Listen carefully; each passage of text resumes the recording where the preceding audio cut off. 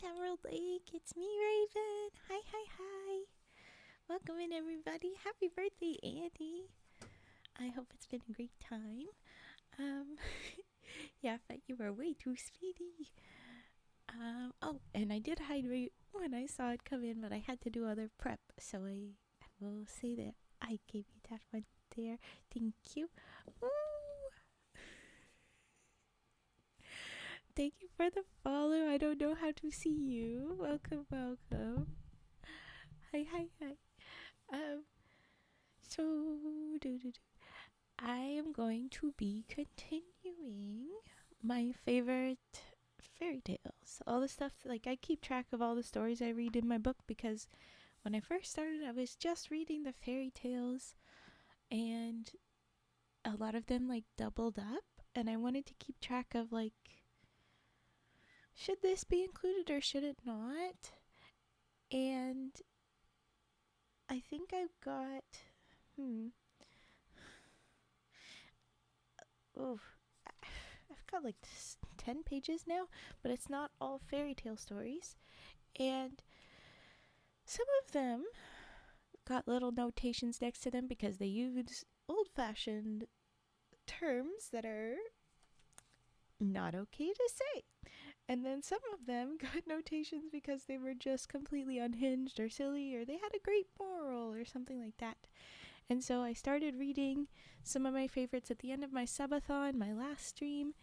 And yeah, today we're going to be reading the rest of those. I'll start with the fairy tale ones at least, and I think I'll be reading some of my other favorite ones. Or maybe I'll go in order. We'll see how far we get. Because some of my other favorites, they weren't from the fairy tale site. They were from maybe one of the books we read, or from SCP was the new one. But yeah. Hello, Mask. Thanks. Happy Sunday.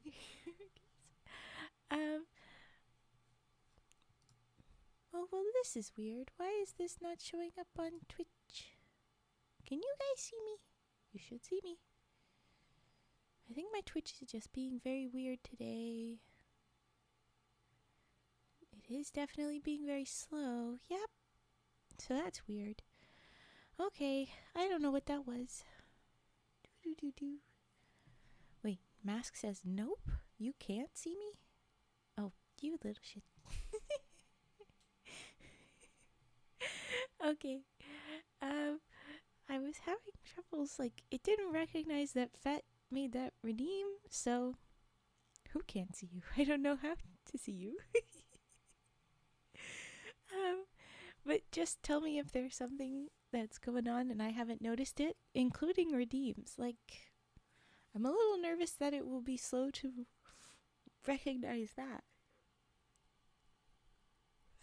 Sorry, the yawning count begins early today. Oh my goodness. All right. We can test it? Okay. I'm worried that it's like it cooperates at the beginning and then it stops cooperating. But yeah. Yeah, I can see. You can call me 2C because I think saying my whole name is a tongue twister.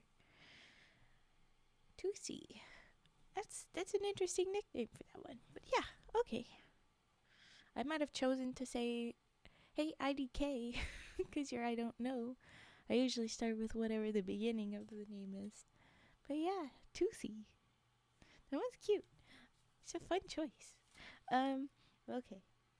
Where was? Yes, this was.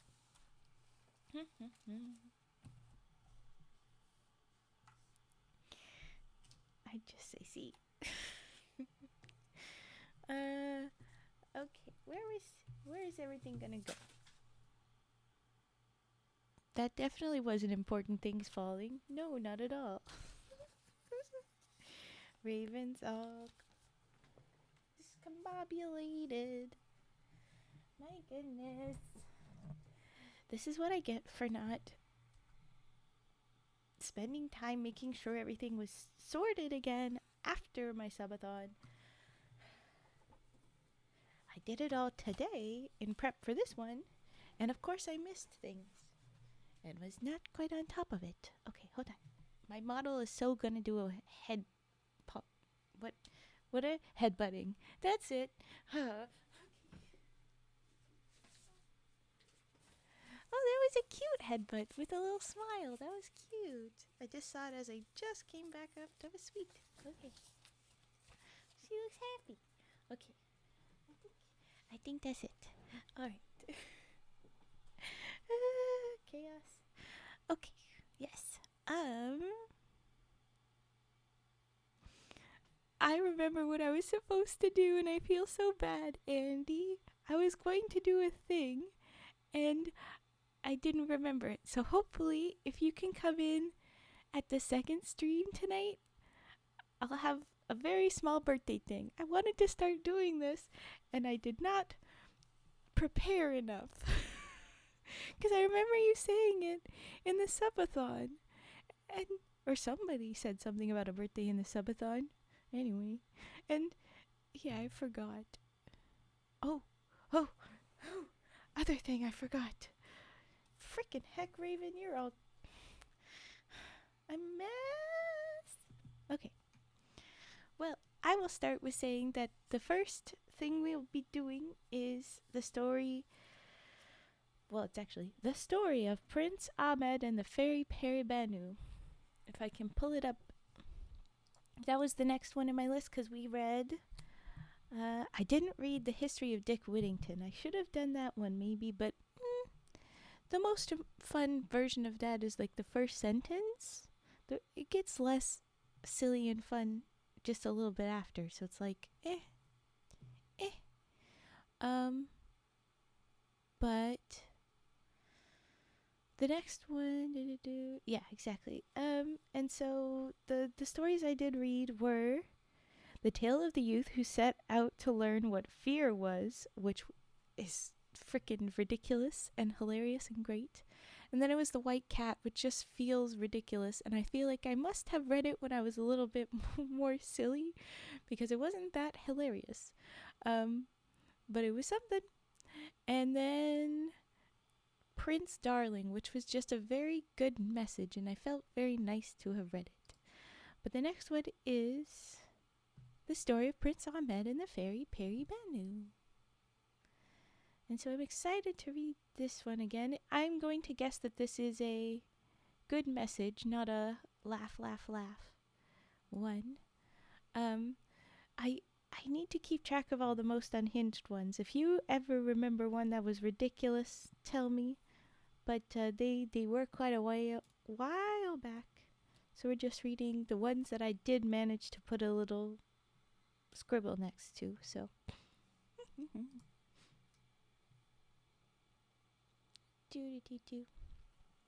All right.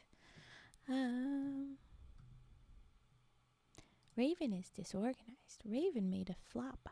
Raven did not do what she was supposed to. I wanted to type everything out. I wanted to do this and that. But we have this at least. Story of Prince Ahmed. Not. Okay, there you go. And then. And the fairy. Paribanou. You can't see my poor typing this round, but it wasn't all that bad. It wasn't as bad as it has been. Okay. Who went bonking? Hiya, Chiquitas. You gotta go and bonk me? Okay, thank you. Your freaking typing sounds are nice. Well, we do have a redeem. Oh, I need to make sure that the redeems are good. Apparently Twitch decided to swap out my badge here, so I just went and swapped it back. Oh, weird. What did it do? Which one did it try to get rid of? I like having the little artist icon. Oh, I'm glad. The artist icon that came in new for you guys. I'm glad. Okay. Where brain? Where brain? I switched. Oh, sub gifter. Right. How do I get badges? Like, I don't understand. Hi, sunny day enjoyer. Hello, hello.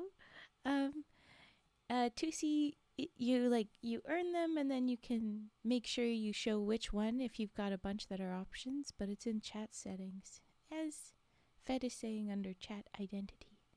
Many hugs to me. Many hugs to you. Ah, let's give hugs. Hugs at Sunny. There we go. Hugs, hugs, hugs. Oh, my bot didn't recognize. I'm sad. Redeems appear to be in order. Yes, I think so. Okay, focusing. We're gonna go ahead. Oh, perfect. Good, good, good. Then here we go. All right. The story of Prince Ahmed and the fairy Paribanou. There are so many names I may not be equipped to pronounce. I believe this was a thing last time. We'll see. We will see. Can we see your badge? I can see your thing now, yes. You found it. Okay. There was a sultan who had 3 sons and a niece. The eldest of the princes was called Hussein, the second Ali, the youngest Ahmed, and the princess, his niece, Nuranahar. The princess Nuranahar was the daughter of the younger brother of the sultan, who died, and left the princess very young. The sultan took upon himself the care of his daughter's education, and brought her up in his palace with the 3 princes, proposing to marry her when she arrived at a proper age, and to contract an alliance with some neighboring prince by that means. But when he perceived that oh, yay! We have just the right emote for this. They're going after their cousin, folks. But when he perceived that the 3 princes, his sons, loved her passionately, he thought more serious on that affair. Blah, blah. Another classic of these, we always get the yuck. He was very much concerned. Yes, thank you. The difficulty he foresaw was to make them agree, and that the 2 youngest should consent to yield her up to their elder brother. As he found them positively obstinate, he sent for them all together and said to them, Children, since for your good and quiet,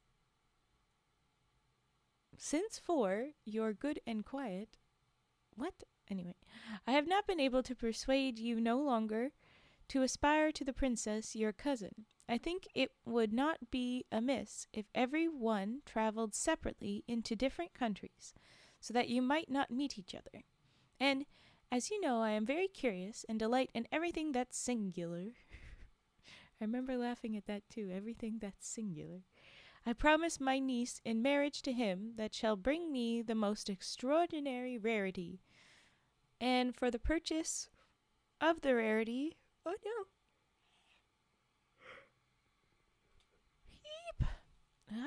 for the purchase of the rarity, you shall go and search after, and the expense of traveling I will give you every one a sum of money.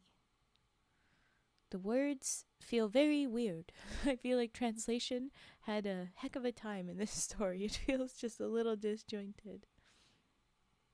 Okay, so they're going to each get some travel expenses, but they have to go and find something rare to be able to do this. We don't like this. I agree. We don't like that the cousins are going after each other. It's ick. El Chiquitas, that better be a love bonk. Okay. As the 3 princes were always submissive and obedient to the Sultan's will, and each flattered himself fortune might prove favorable to him. Hi, Nuriakia. I scare you? I'm sorry. Okay.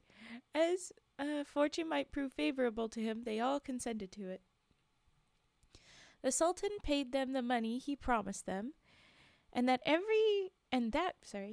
very day he gave orders for the preparations for their travels.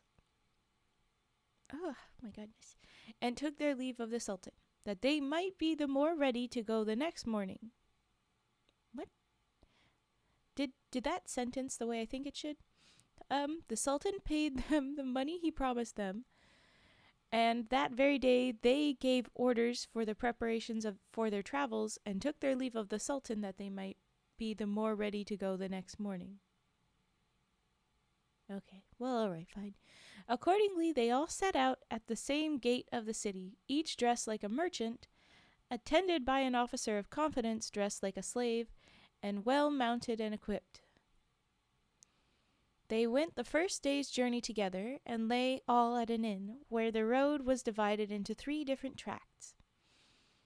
At night, when they were at supper together, they all agreed to travel for a year, and to meet at that inn, and that the first that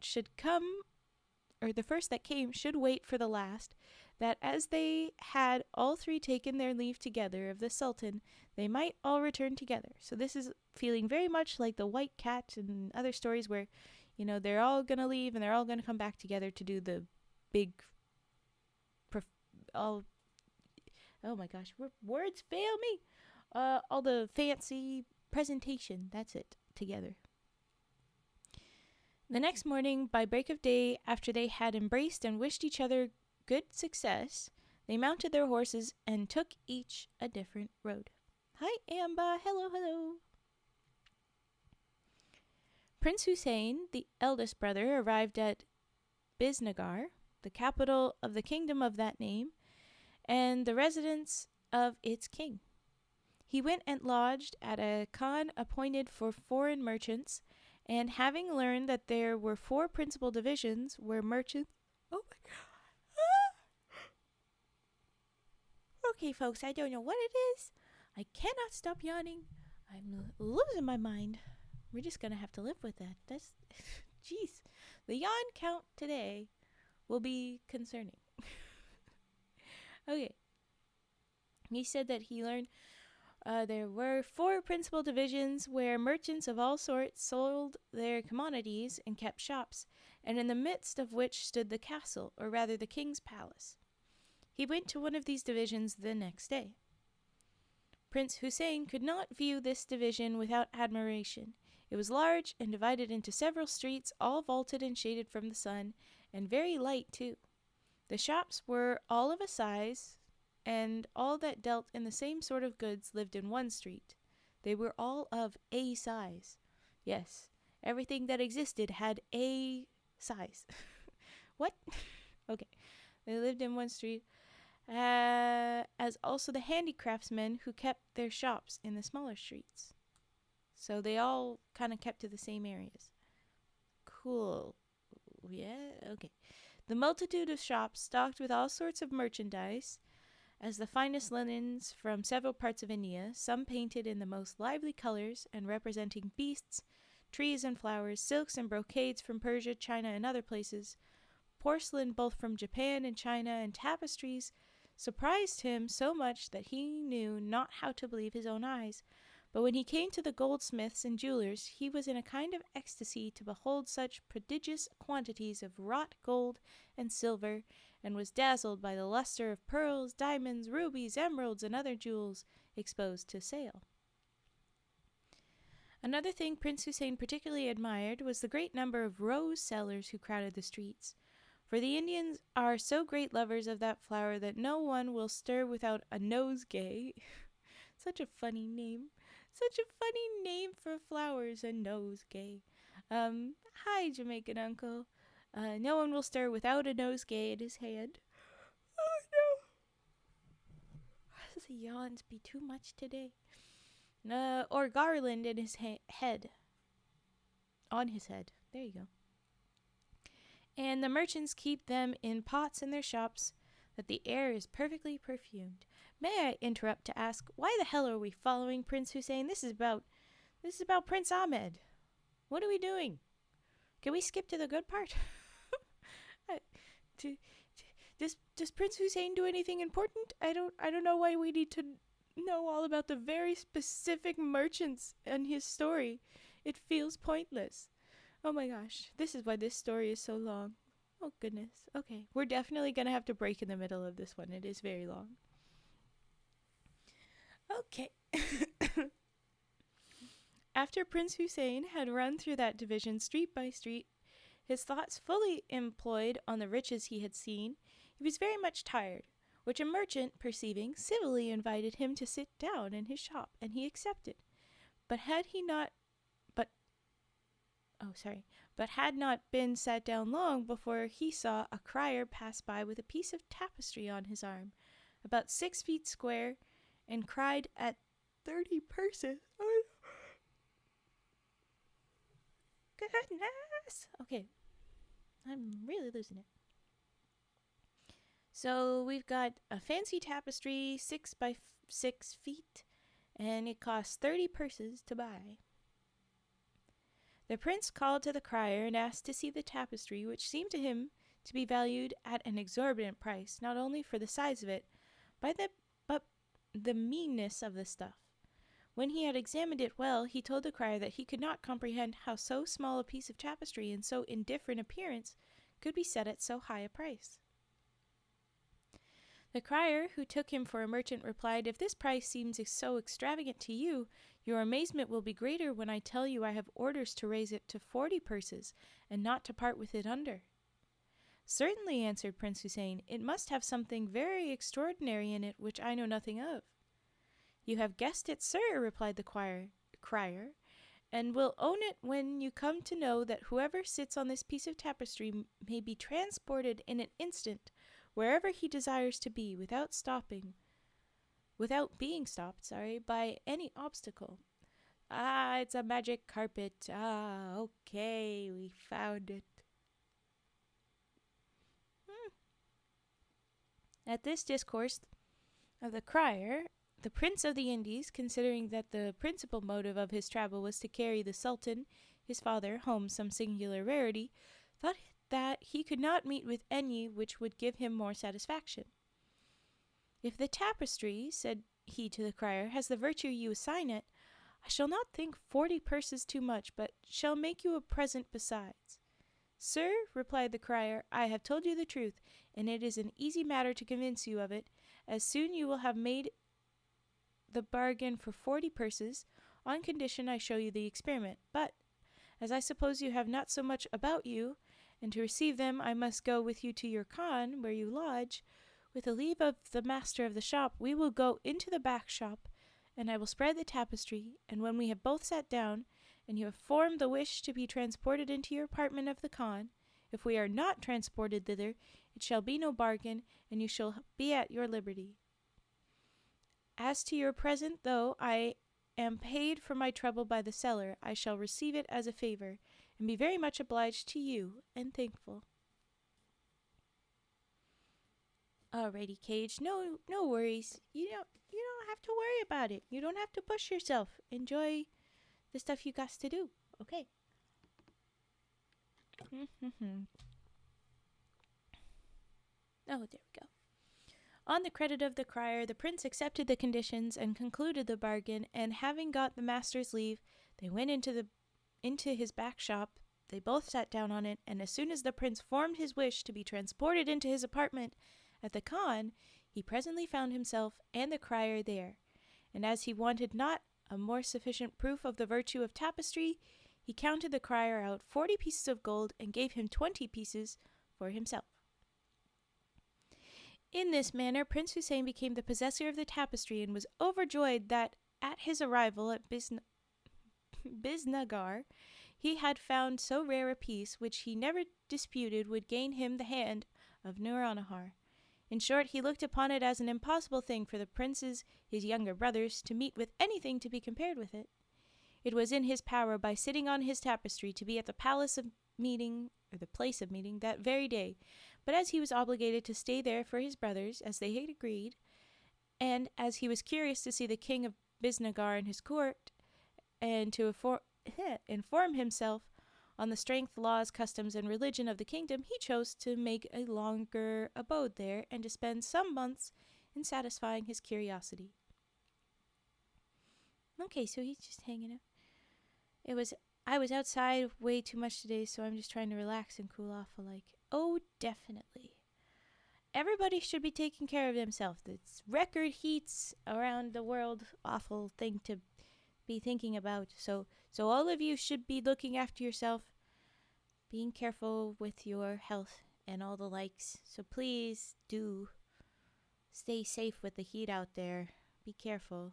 Stay hydrated. Okay. The world is on fire.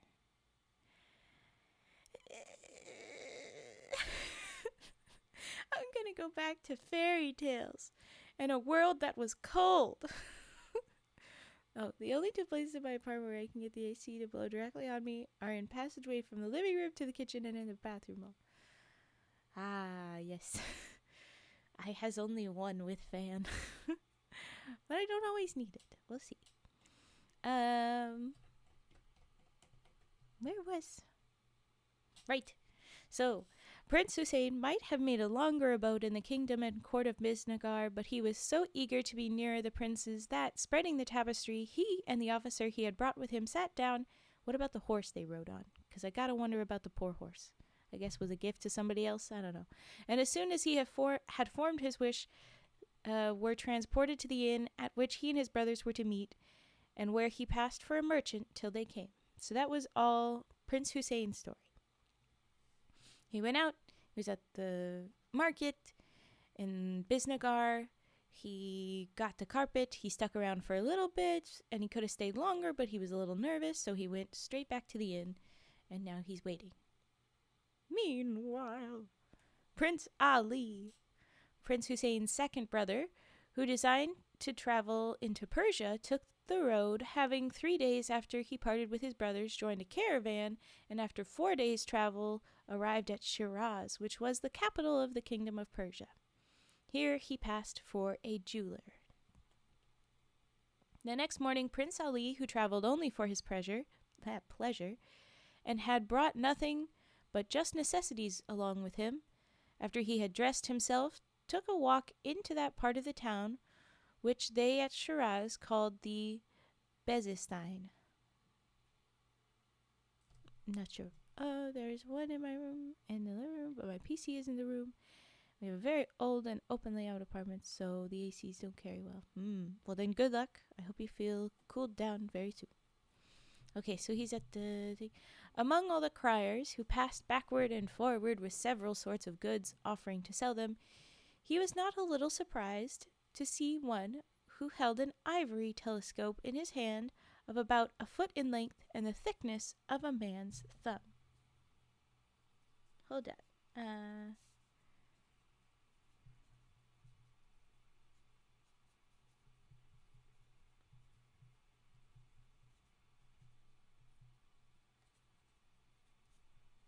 Okay, so he's got the little telescope. Where is it? Where were we? Yes, ivory telescope in his hand of about a foot in length and the thickness of a man's thumb, and cried it at 30 paces. Ooh. Hello, friend who is new.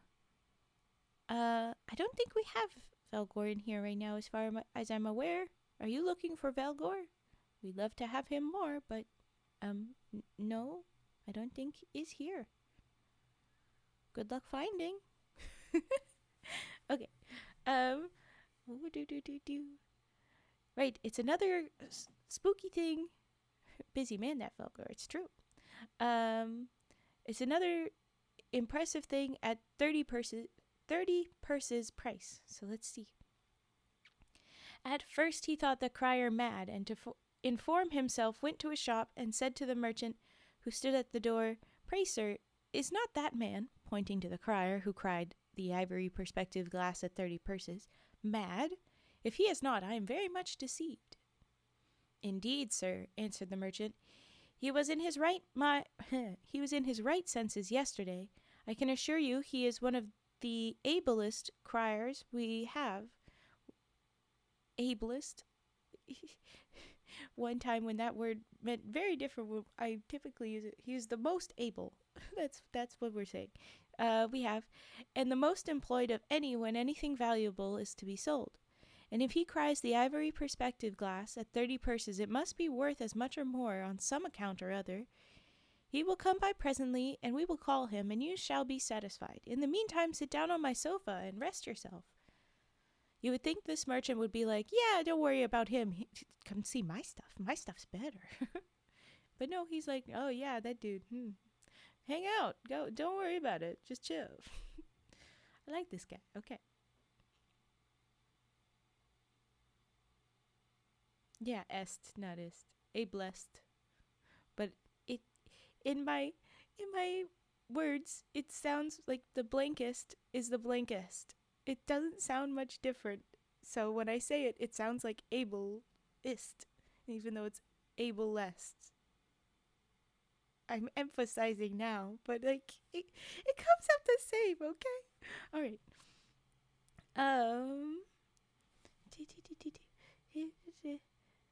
Where?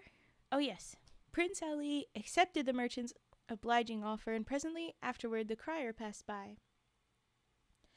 The merchant called him by his name, and pointing to the prince said to him, "Tell that gentleman who asked me if you were in your right senses what you mean by crying that ivory perspective glass, which seems not to be worth much, at 30 purses. I should be very much amazed myself if I did not know you." I feel like this is one of those stories like, yes, we get it, move along. It's saying everything a couple times, but it's still like, sometimes that's the way you want it. That's the classic with the fairy tales, is the repetition. So I don't know. I think it's funny, but mildly annoying because I get distracted so easily like this. And I'm like, no, it should be faster, please. Okay, anyway. The crier, addressing himself to Prince Ali, said, sorry, yawn, I suppress. "Sir, you are not the only person that takes me for a madman on account of this perspective glass. You shall judge yourself whether I am or no when I have told you its property, and I hope you will value it at as high a price as those I have showed it to already, who had as bad an opinion of me as you. First, sir," pursued the crier, presenting the ivory piece to the prince, "observe that this pipe is furnished with a glass at both ends, and consider that by looking through one of them you see whatever object you wish to behold." "I am," said the prince, ready to make you all imaginable reparation for the scandal I have thrown on you, if you will make the truth of what you advance appear." And as he held the ivory pipe in his hand, after he looked at the two glasses, he said, "Show me at which of these ends I must look that I may be satisfied." The crier presently showed him, and he looked through, wishing at the same time to see the Sultan his father, whom he immediately beheld in perfect health, set on his throne, in the midst of his council. Afterward, as there was nothing in the world so dear to him after the Sultan as the Princess Nouronihar, he wished to see her, and saw her at her toilet laughing and in a pleasant humor with her women about her. So she's just giggling on the toilet with her women. How old is this woman? How old is this princess? I'm scared. "Hi, Aiden." Or no, it's not Aiden, it's Adon. It took me a second, but I got there. Hi, Adon. I'm just losing my mind at the idea that this is a girl laughing on the toilet, and the first thing that comes to mind to me, to be laughing on the toilet with a bunch of people that care for you around you, like a bunch of your like worker women here, is that it's like a toddler, and it's like the women that are trying to look after her, and I'm like, I don't know if I want to hear her age, because like it's probably young and I'm concerned, or maybe her mental status, because why are you laughing on the toilet? Or third, is he somehow seeing, because like if it was modern day, it would make sense for her to be laughing on her toilet at like something she saw on her phone, but it's not modern day. She's just laughing with her women about her. Did people used to do like toilet jokes where people would be like hanging out, "Oh, you need to shit, your highness"? Don't worry, I'll just hang out with you and tell you some jokes. I don't know. I don't know. Yeah, but like this seems so throwaway that it's like they don't care. Like it's typical. This isn't a once I farted funny on the toilet. This is I don't understand what's happening. What? Did we notice this last time? Is this why this story got a heart? Is this why? What the hell happened? What is going on? Oh my god. Okay. Okay. What? Alright, okay. I focus. No, I don't. No, I don't focus. I'm still lost. What the hell? Why? You mean you don't have a dedicated comedian in your fancy bathrooms? I mean, or even pull my finger. Release a shit sounds like I'm on my Jesus, I'm done. Oh my gosh.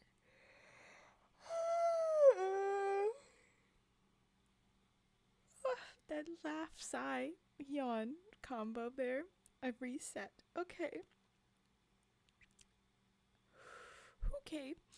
Prince Ali wanted no other proof to be persuaded that this perspective glass was the most valuable thing in the world, and believed that if he should neglect to purchase it, he should never meet again with such another rarity. He therefore took the crier with him to the khan where he lodged, and counted him out the money and received the perspective glass. Prince Ali was overjoyed at his bargain, and persuaded himself that, as his brothers would not be able to meet with anything so rare and admirable, the Princess Naranahar would be the recompense of his fatigue and trouble, that he thought of nothing but visiting the court of Persia incognito and seeing whatever was curious in Shiraz and thereabouts, till the caravan with which he came returned back to the Indies. So he hung around there and just kind of checked out the place for a while, just like the last guy, until that caravan that he had been traveling with was headed back the other way. So, as soon as the caravan was ready to set out, the prince joined them and arrived happily without any accident or trouble, otherwise than the length of the journey and fatigue of traveling, at the place of rendezvous, where he found Prince Hussein, and both waited for Prince Ahmed. Okay, this is our brother that we're supposedly after. We have yet to meet the fairy Paribanou, and we aren't hardly anywhere in the middle. Like, I think we're a quarter of the way through this. We've got a lot of story here. And we're finally meeting Prince Ahmed, though. Okay. Wow. What do you call a used toilet roll? Oh no, I'm scared. What do you call it, Adon? You're scaring me. How bad is this gonna be? A throwaway. Oh, well, that one wasn't bad. There we go. That one was cute. I like. Okay. Prince Ahmed. Prince Ahmed, who took the road of Samarkand the next day after his arrival, there went, as his brothers had done, into the Bezestein, where he had not walked long, but heard a crier, who had an artificial apple in his hand, cry it at 35 purses. So this is the most expensive of all the items, and it's a frickin' apple. Upon which he stopped the crier and said to him, "Let me see that apple, and tell me what virtue and extraordinary properties it has to be valued at so high a rate." "Sir," said the crier, giving it into his hand, "if you look at the outside of this apple, it is very worthless, but if you consider its properties, virtues, and the great use and benefit it is to mankind, you will say it is no price for it, and that he who possesses it is master of a great treasure. In short, it cures all sick persons of the most mortal diseases, and if the patient is dying, it will recover him immediately and restore him to perfect health. And this is done after the easiest manner in the world, which is by the patient smelling the apple. If I may believe you, replied Prince Ahmed, the virtues of this apple are wonderful, and it is invaluable. But what ground have I, for all you tell me, to be persuaded of the truth of this matter? Sir, replied the crier, the thing is known and averred by the whole city of Samarcand, but without going any further, ask all these merchants you see here and hear what they say. You will find several of them will tell you they had not been alive this day if they had not made use of this excellent remedy. So you're telling me that you're giving away the remedy for free, but you're selling the thing? I'm just saying. Okay. And that you may better comprehend this, I must tell you it is the fruit of the study and experiments of a celebrated philosopher of this city. A philosopher did a magic apple? How? Trying so hard not to make a shitty joke. Ha ha ha ha ha. It is itself a shitty joke, because we get it? Get it? Go ahead, Adon. Go ahead. It's slow mode, so you can't fully spam the chat. You can drop whatever you're gonna drop. Okay. The philosopher. I know. I would never spam. Oh, well, thank you. The philosopher applied himself all his lifetime to the study and knowledge of the virtues of plants and minerals, and at last attained to this composition by which he performed such surprising cures in this town as will never be forgot, but died suddenly himself before he could apply his sovereign remedy, and left his wife and a great many young children behind him in very indifferent circumstances, who, to support their family and provide for her children, is resolved to sell it. Oh, darn. While the crier informed Prince Ahmed of the virtues of the artificial apple, a great many persons came about them and confirmed what he said. And one among the rest said he had a friend dangerously ill, whose life was despaired of, and that was a favorable opportunity to show Prince Ahmed the experiment. Oh, yay, thank God, someone's about to die. Perfect. Upon which Prince Ahmed told the crier he would give him 40 purses if he cured the sick person. The crier, who had orders to sell it at that price, said to Prince Ahmed, "Come, sir, let us go and make the experiment, and the apple shall be yours, and I can assure you that it will always have the desired effect." In short, the experiment succeeded, and the prince, who had counted out to the crier 40 purses, and he had delivered the apple to him, waited patiently for the first caravan that should return to the Indies, and arrived in perfect health at the inn where the princes Hussein and Ali waited for him. You don't like apples? Well, then I guess you're gonna die. If you can't let yourself smell an apple for life, my guy, I'm sorry. When the princes met, they showed each other their treasures, and immediately saw through the glass that the princess was dying. No, not the princess! Again, how old is she? Then they sat down on the carpet, wished themselves with her, and were there in a moment. Prince Ahmed no sooner perceived himself in Naranahar's chamber than he rose off the tapestry, as did also the other two princes, and went to the bedside, and put the apple under her nose. Some moments after, the princess opened her eyes and turned her head from one side to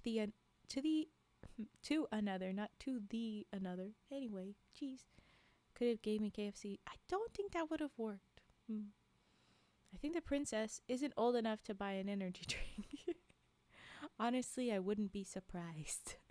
Although we don't know how old the princes are either. They all had to have somebody accompany them. Okay. But that would probably be true for anybody of any sort of, like, royalty. They need somebody to go with them. Anyway. She opened her eyes. She looked back and forth. If I yawn more. What's the yawn count out now? Oh, goodness. Lovely. Lovely emote. Oh, come on. She looked back and forth, looking at the persons who stood about her, and then rose up in the bed and asked to be dressed, just as if she had waked out of a sound sleep. Her women having presently informed her, in a manner that showed their joy, that she was obliged to the three princes for the sudden recovery of her health, and particularly to Prince Ahmed, she immediately expressed her joy to see them and thanked them all together, and afterward Prince Ahmed in particular. While the princess was dressing, the princes went to throw themselves at the Sultan their father's feet, and pay their respects to him. But when they came before him, they found he had been informed of their arrival by the chief of the princess's eunuchs, and by what means the princess had been perfectly cured. The Sultan received and embraced them with the greatest joy, both for their return and the recovery of the princess his niece, whom he loved as well as if she had been his own daughter, which makes it especially weird that you're marrying her to one of your sons. Okay, and who had been given over by the physicians. After the usual ceremonies and compliments, I don't know why, but it says compli-ments instead of compliments. It's so weird. I'm not EP. It's something about like I haven't gotten enough oxygen. I think I need to get fresh air. I think that would be very helpful. But also just move my body and get things going. There's something about sorry. There's something about being sat still and reading continuously that will make you yawn a bunch. I can confirm. I think you need to sniffer. Honestly, that might make me more lightheaded because I already am not getting enough air right here. I need to move my body, I think. So we'll do big stretches. This would be really good. But if you want sniffer, I will do sniffer just after I do a little stretch and stuffs. What was it? Thank you for hydrate. Yes, compliments. For whatever reason, it's compliments. Anyway, after the usual ceremonies and compliments, the princes presented each his rarity. Prince Hussein his tapestry, which he had taken care not to leave behind him in the princess's chamber.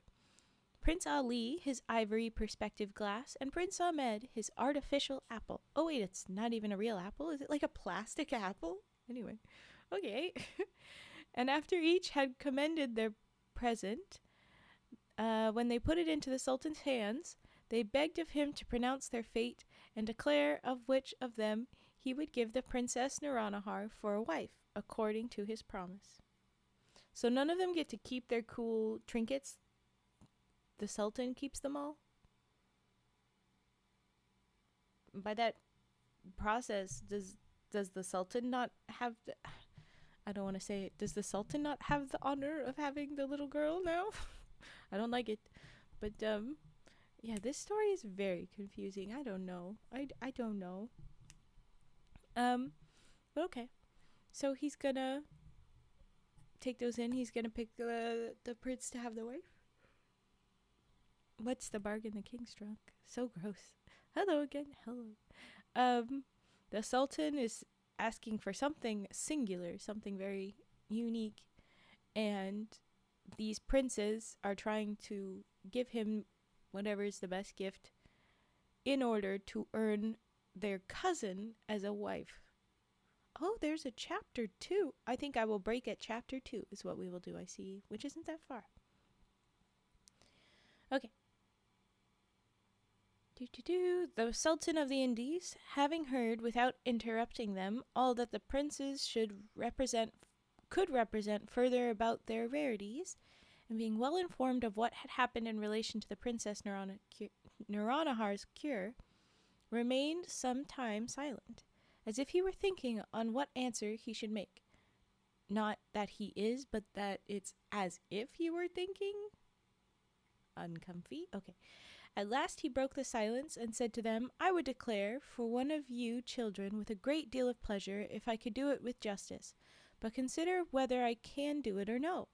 'Tis true, Prince Ahmed, the princess my niece is obliged to your artificial apple for her cure, but I must ask you whether or no you could have been so serviceable to her if you had not known by Prince Ali's perspective glass the danger she was in, and if Prince Hussein's tapestry had not brought you so soon. Your perspective glass, Prince Ali, informed you and your brothers that you were like to lose the princess your cousin, and there you must own a great obligation.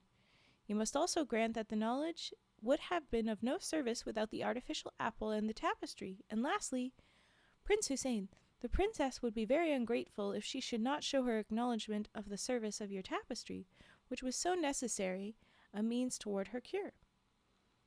But consider it would have been of little use if you had not been acquainted with the princess's illness by Prince Ali's glass, and Prince Ahmed had not applied his artificial apple. Therefore, as neither tapestry, ivory perspective glass, nor artificial apple have the least preference one before the other, but on the contrary, there's a perfect equality, I cannot grant the princess to ally, I think any, one of you, and the fruit you have reaped from your travels is the glory of having equally contributed to restore her health. Yep. I think he is just trying to win all the presents and not give anyone anything. Maybe get more presents. Maybe. Or maybe take her as his own, which would be extra gross. Want to see this perspective where it tells me their ages? Yes, please. Based Sultan TV. No.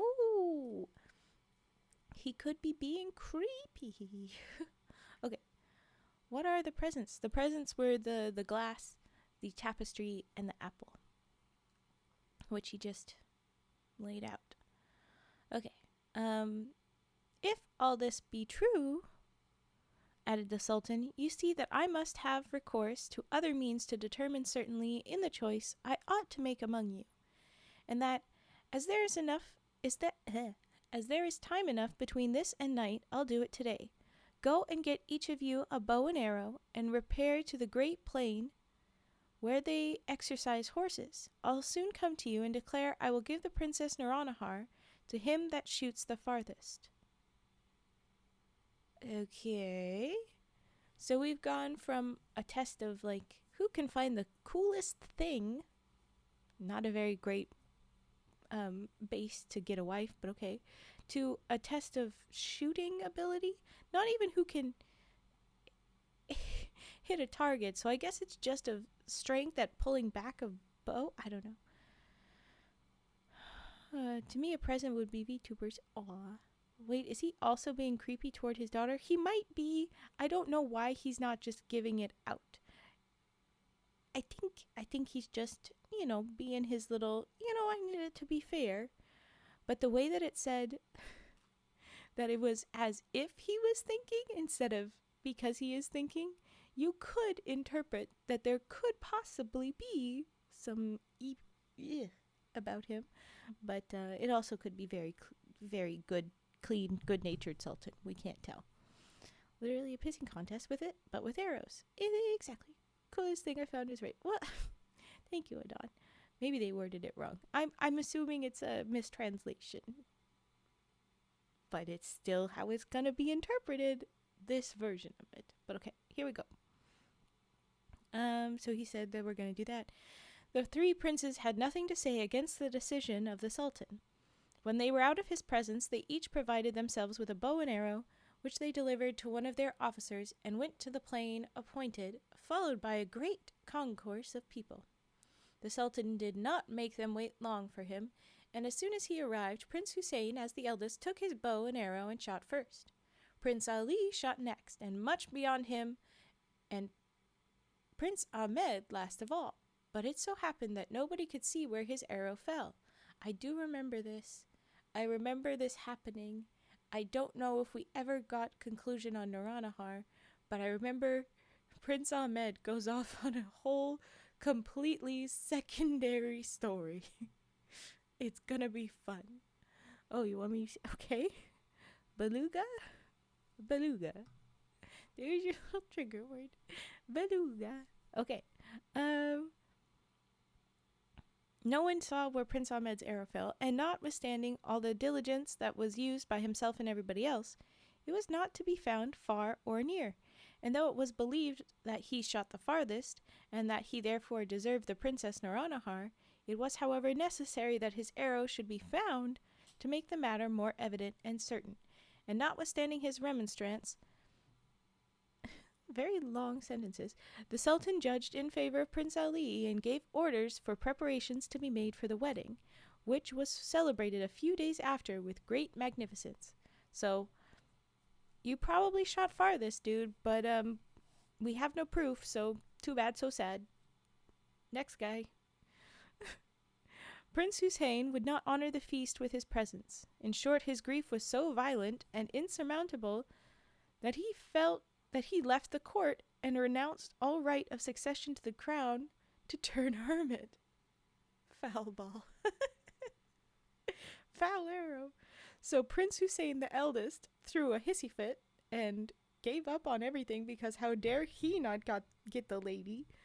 His cousin, Prince Ahmed, too, did not come to Prince Ali and the Princess Naranahar's wedding any more than his brother Hussein, but did not renounce the world as he had done. But as he could not imagine what had become of his arrow, he stole away from his attendants and resolved to search after it, that he might not have anything to reproach himself with. With this intent, he went to the place where the Princess Hussein's and Ali's were gathered up, and going straight forward from there, looking carefully on both sides of him, he went so far that at last he began to think his labor was all in vain. But yet he could not help going forward till he came to some steep, craggy rocks, which were bounds to his journey, and were situated in barren country, about 4 leagues distance from where he set out. So he has now traveled way too far, far beyond where his arrow could actually go. Just saying. And yet this is how far he went to try and find it. And then it is chapter 2. Chapter 2 seems like a possibly good place to stop and do break, but I'm going to keep scrolling to see if there's a chapter soon. No. This is big. This is very long. Is there another chapter break, or is it just 2 and done? Yeah, it's just basically story 1 versus story 2. So there's Naranahar, and now we're into probably, because I vaguely remember this, now we're going to be getting into Paribanou, the fairy we're supposed to see. So okay, we're going to take a break. You can redeem what you would like to redeem, and I'm going to do card dealing first, but I'm also going to just step out quickly. Boop, boop, boop. I'm going to grab my singing bowl, because I think I put it somewhere, and I need to put it the right spot here at the ready. Not that I'm saying you should do that, but it will be here. So I'll start with a card dealing. That's the first redeem. That's what FET redeemed as a test. But anybody else, you can go ahead and submit your redeems. You can always submit them while I'm doing the reading as well. But yeah, okay, here go.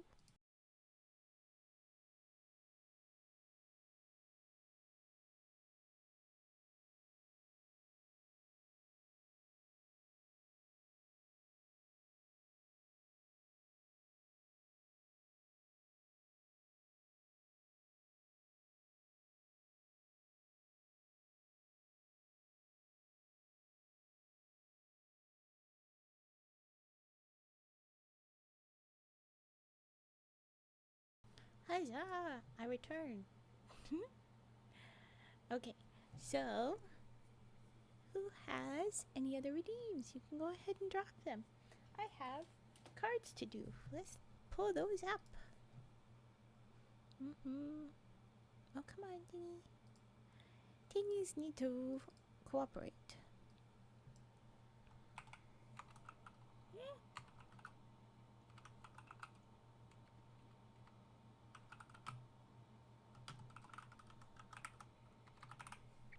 Okay. I'm gonna move the mic. It might get loud. I'm sorry if I do. Here we go. Here we go.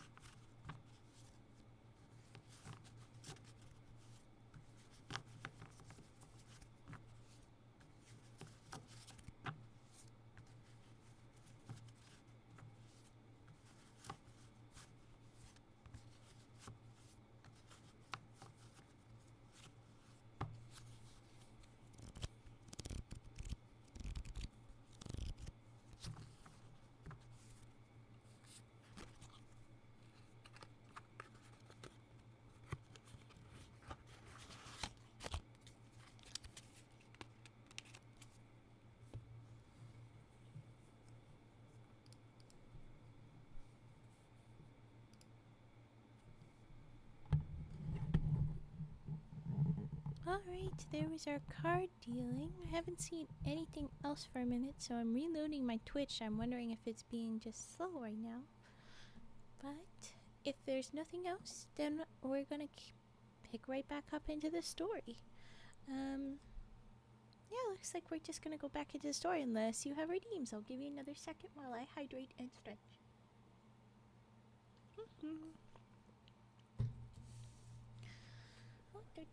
Stretch, stretch.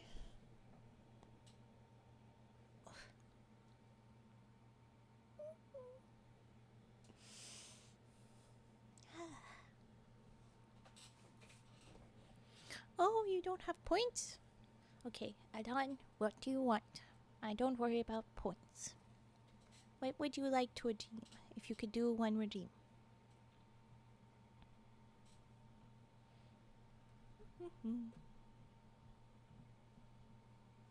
Sniffers. Okay, then we'll do sniffers.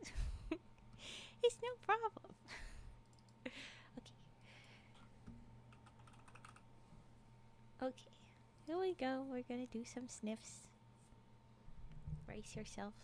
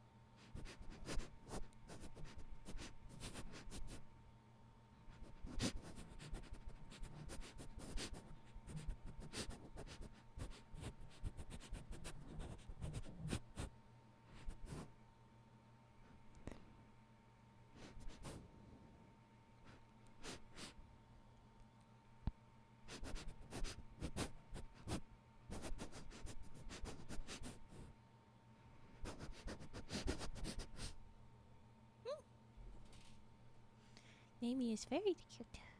I don't know Nami, but based on emotes, very cute.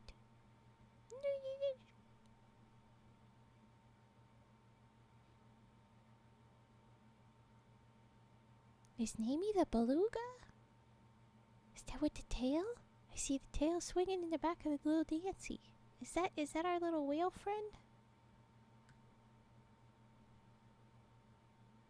Her swearing is cute. Yep. Okay. What fun. We know a little whale. That's so fun. Have any of you heard of a narluga? It's a beluga made love with a narwhal. Beluga. Narwhal. Narluga. There's apparently a male narwhal hanging out with a bunch of male beluga pod, and they've gotten to the age where they're gonna go find some lady friends, so they're likely to happen again. And it has happened in the past. They found like archaeological evidence of it up, like Inuit had some bones, and they're like, what the heck is this? And archaeological stuff was like, wow, it's looking like a narluga. So it could happen. A Reaper Leviathan? No, I don't think I have. I'm talking about a sweet little unicorn whale mixed with a big old blubber head whale. They'd have a dumbass head. I'm just having fun with whales, and you're telling me something Leviathan? This is gonna be spooky. What is a Reaper Leviathan? Mask, what are you gonna do? Oh my gosh. Okay. We're moving on back to the story. Are you gonna tell me something unhinged? I just know it. It sounds like it's unhinged. Oh, it's a sweet little friendly creature? Okay. What is? We just talk about Subnautica. Subnautica? To scare Raven while I'm in the kitchen making din-din. How dare you, you lie. Mask his lie. To be fair, spooky things can still be the cute. I'm not against calling the cute. Naomi is a Hungarian beluga who drew her own model. That's so cute. Hungarian. Fun. Reaver Leviathan is from Subnautica. Okay.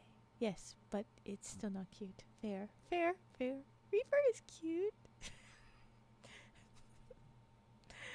We'll have to find out some other day, okay, Mask? This is not the day. Okay.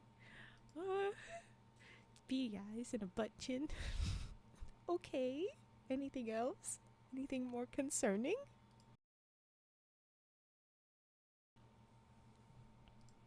Like blobfish face. Oh god. To be fair, blobfish look like such a mess at our pressures, but when it's deep down, it looks fine. Bless you. I cough. I coughed. I thought I muted too. No. Giant mandibles to grab and push you into its razor. Yeah, okay. Mandibles are hard to find cute, friend. It's hard. Those are little details. Ah. Okay. Well, we're gonna get back to Paribanou. Beluga head is squishy. It is. And has superpower. Anyway, okay, I focus. So we've met Prince Ahmed. We've learned why he's thrown out an arrow. Now we're gonna find out what the heck happened to the arrow, and finally meet Paribanou. When Prince Ahmed came pretty nigh to these rocks, he perceived an arrow. Ta-da! Finally found an arrow, an ungodly far distance. The 18 to 27 kilos a day. Of what? 18 to 27 kilos of what a day? I'm guessing just a little fish.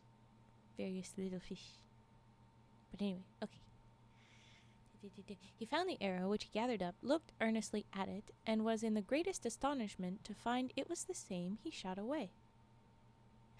Food. Very vague food. Yes, I was asking what kind of food. Fishies and ice cream? Ice cream? Just ice. Yeah, that's better. Okay. He found that arrow. Oh, it auto-typed to ice cream. I thought you were like, just having a goofy moment.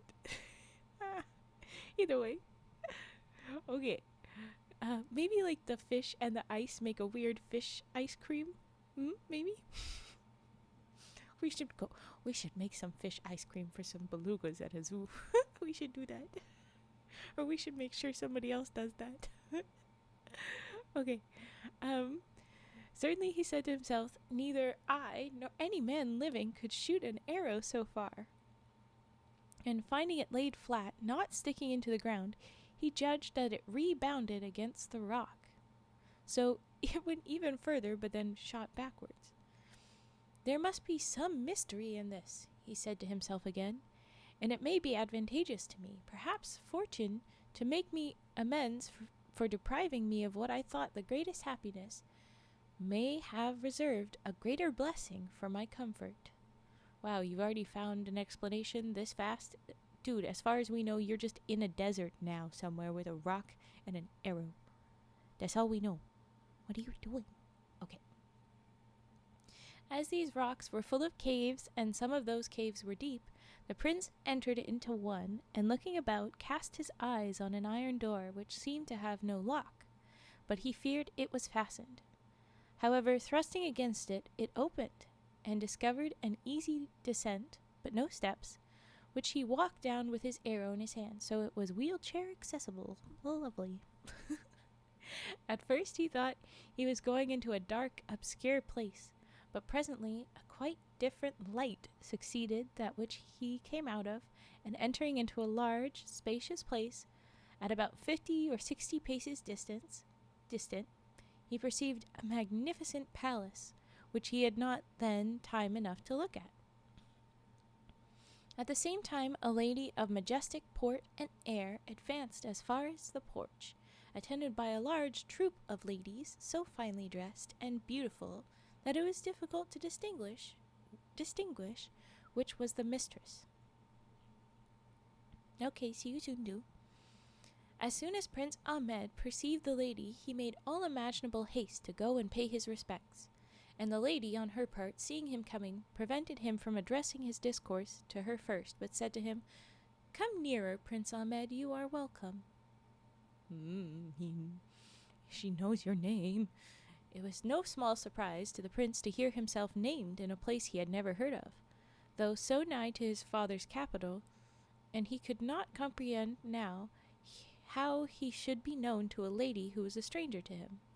At last he returned the lady's compliment by throwing himself at her feet, and rising up again said to her, "Madam, I return you 1,000 thanks for the assurance you give me of a welcome to a place where I believed my imprudent curiosity had made me penetrate so far.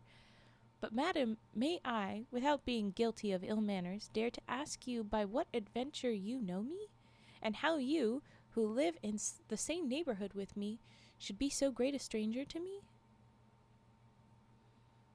"No, not the feet." "Wait, feet? Did I say feet?" "Oh, yeah, place." He just big bowed, that's all. Or maybe he did have a more specific thought, but anyway. What a weenie. How is he a weenie? Mask, who be a weenie? What is weenieing? What? Huh? He's saying like, "Oh my gosh." No bowing. I think it was very good of him. He's like, "Oh my goodness, you have tons of people around you and you look so fancy. I must." What is this? What the heck? He's just out waiting. Hold on. I had to cough free some frog. He's just a weenie. Why do you hate him? Why do you hate him? Is it because he was after his cousin? I mean, that feels fair. In that case, though, he's not the only weenie. we just scream. Hiss. Why do we hiss? We start screaming at each other. Oh no. This is not the kind of violence in chat I am used to. I'm surprised. Weenie. If you say so, Mask, okay. I used to hiss.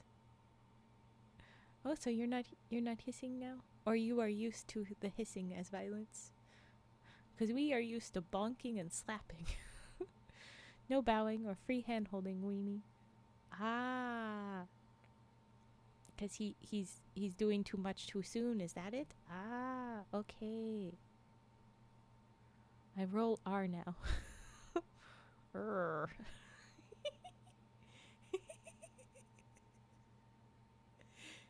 Lahonk takes notes. This violence is so much cuter.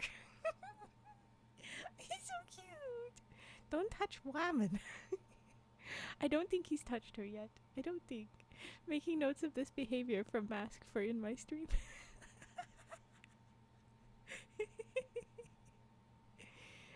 Adan, now at the ready with a bonk. Not quite going, but at the ready. Ready to smack. Threatening. This is very cute. Okay, I gotta focus, but I need to cough again, so hold on.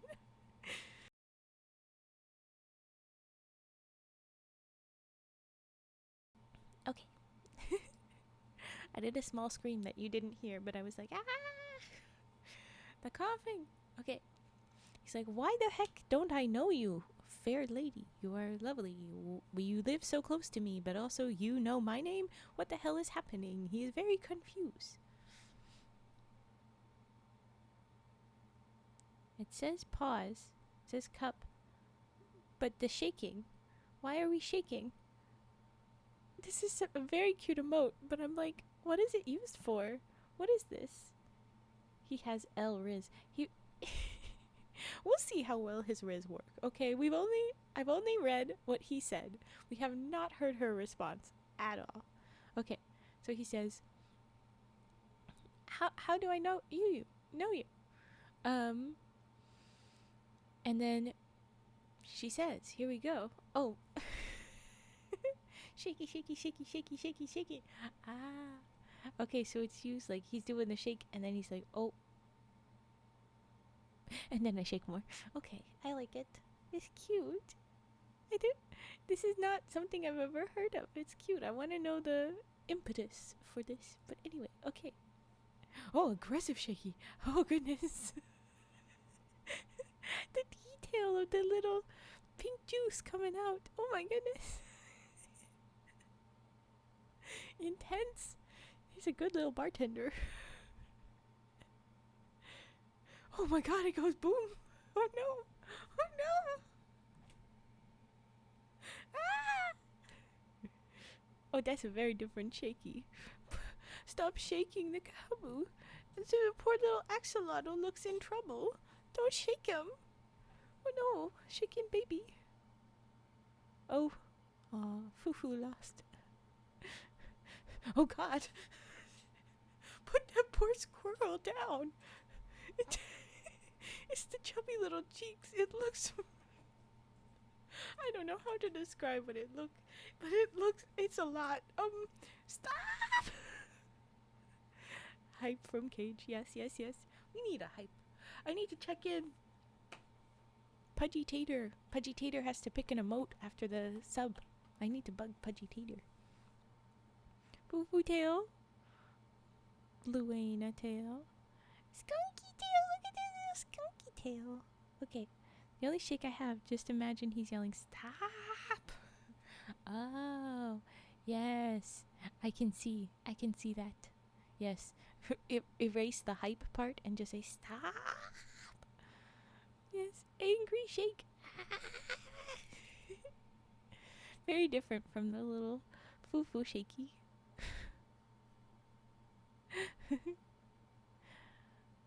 Yes, we have a singing. We don't have a shaky.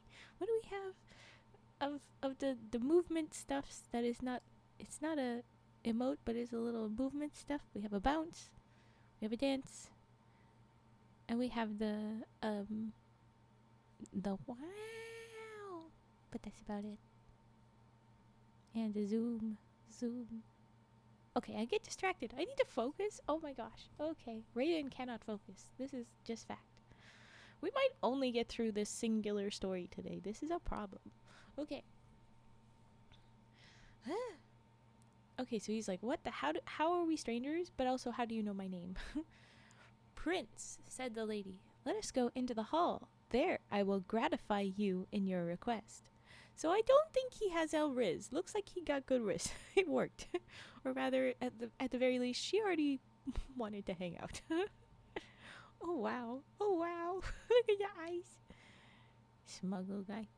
Okay, El Chiquitas, we had such cute violence, and then you come in with such Alabama Riz.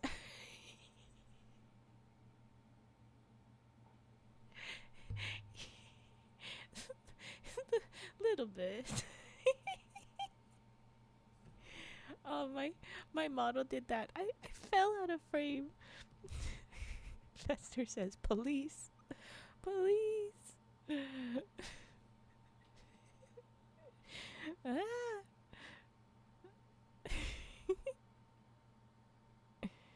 Okay.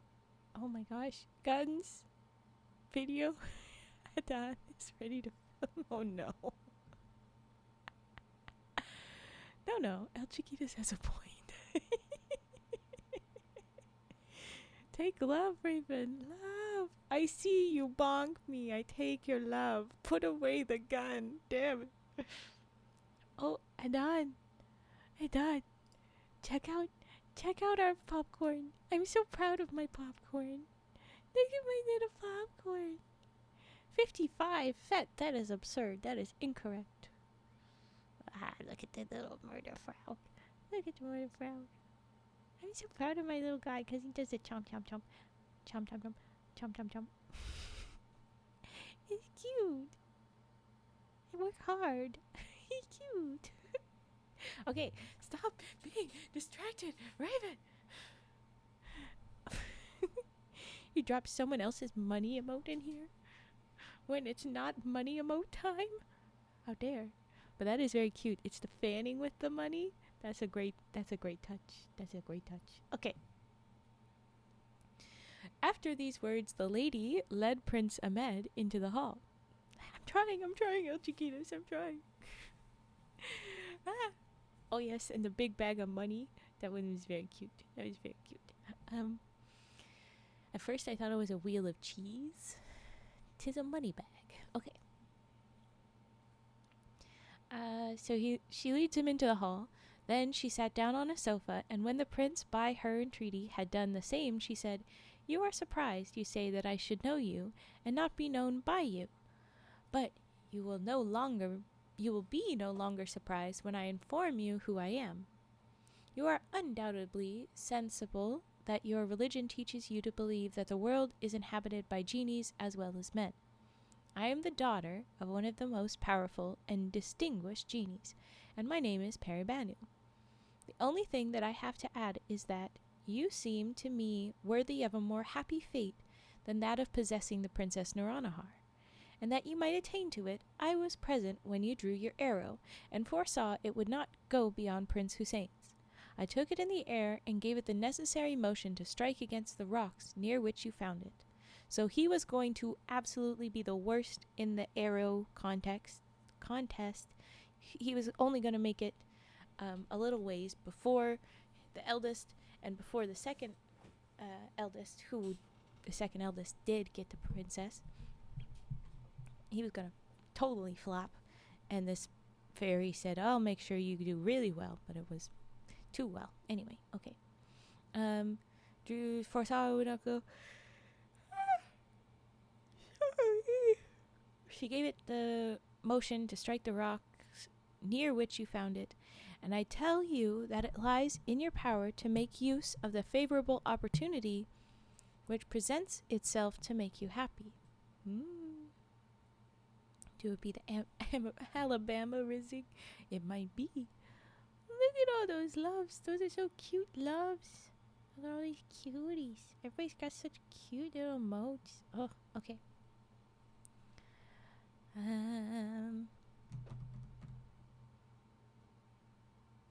Okay.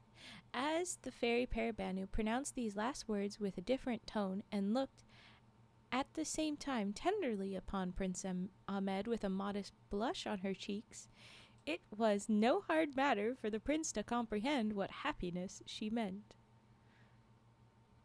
Ooh, I would have 15, but some right now. Oh, darn.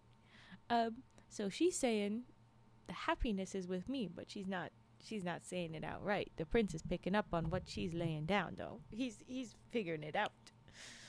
She's got better riz than him. He presently considered that the Princess Nouronihar could never be his, and that the fairy Paribanou exceeded her infinitely in beauty, agreeableness, wit, and as much as he would conjecture by the magnificence of the palace, in immense riches. He blessed the moment that he thought of seeking after his arrow a second time. He's like, thank God I went looking for that. And yielding to his love, "Madam," replied he, "should I all my life have the happiness of being your slave and the admirer of the many charms which ravish my soul, I should think myself the most blessed of men." He's pulling out some good riz now. Oh my goodness. Okay. "Pardon in me the boldness which inspires me to ask this favor, and don't refuse to admit me into your court, a prince who is entirely devoted to you." Bam! Reverse riz, Alabama family called.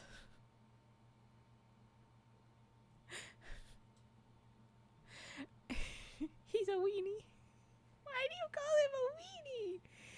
Why do you hate him, Mask? I think he's being real charming. Why do you hate him so? I'm so confused. That prince was a host worker in a bar. Oh, he folded out. He clearly has some experience using it. I would not fight you on that. Why do you call him a weenie? Just because he's got riz? Are you jealous of his Riz? Oh my gosh. Okay. He says, I will be your slave, lady. El Chiquitas agrees. Vet has 24. 24? Yike. Winnie Pooh. Look at that nebula gun. As someone who knows someone fondly who grew up partially in Alabama, while I understand why these jokes exist, they do get a little old sometimes. No hate, don't worry, just my opinion. Yeah, sometimes they say Alabama, but it's like it's all southern, and so many people that use it, they're just like that means southern, right? But like I've also heard it as other places, like just a few different states down there. They'll say the same thing, and it's honestly it's a bit of a classist thing to be saying. To be real, if you really want to get into it, those jokes, they're a classist problematic thing to a degree, but it's not based out of nonsense. There'd be a lot of people that do that. We all know Wisconsin is the real culprit. Southern? Yeehaw intensifies. Hi, Frigid. Hi, Rose. Okay, I'm going to focus and try and read this. Sorry, I'm British. Hearing fish and chips and in it annoys me. Yar isn't here to defend himself on that one with the Wisconsin nonsense. Yeah. Howdy, partners. I'm late for the cattle drive. You're a mess. Do British people not say fish and chips and in it? They do, but not like that. not as often. We don't say tea and crumpets, man. No, only the posh. Southern nights. Do you want a southern reads? I do those sometimes. We do. You do say it. It's just like the jokes get old. Everybody's stereotypes exist for a reason, but it's always out of proportion and it's often a little uncomfy. Like the song. Oh, huh? Southern songs? Ooh. Where was I? Oh, I was gonna say that Adon, a couple of the oh, excuse me. You're gonna have cuppa. Yeah. Imagine a British couple after sex. Jolly good show there, Margaret. Frigid, that's exactly the kind of thing that's too much. I was gonna say, Adon, you might not want to stick around when I reread. How did you know? When I reread the poems that I might get around to, because it's a couple of them are from a poet that is British, and he wrote some of his poems specifically in an accent. And it was a time when I read them the first time, so I'm just like nervous. But okay. Anyway, I'm gonna freaking focus. Ooga chaka, ooga ooga ooga chaka. Okay, for El Chiquitas. Bravo, bravo, me. Do it again then. They were literally, because a couple of them were favorited, they're on the list, but I don't know if they're some of the accent ones. Maybe by the time we get to it, I'll do it with the accents intentionally. We'll see. Okay, I have a freaking point. Let me get to my point. Oh goodness, there's Lahonk. Hello, Lahonk. Hello. Lurk must be vanishing. Must is taking a rest around the lake. Lurk must.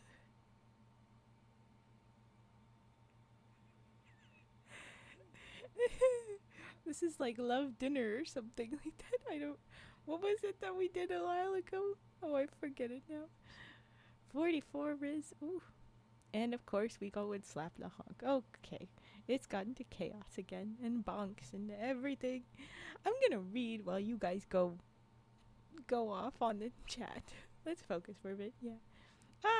23. What about 23? You cry. Take that. It's emote only. Vet said, shut up, everyone. But hello, everyone. Welcome in. I'm glad you're here. Thank you for being here. It's just, yeah. I'm never going to finish this story if we keep going this rate. Okay. Here we go. So Princess Fairybanou has taken them in. Yes, I understand you're all upset. Too bad. Maud has said, focus. So she's taken him in. She's given a little flirt. He's given a little flirt back. And then Fairy, here she goes. At dawn. Oh my god. What are those?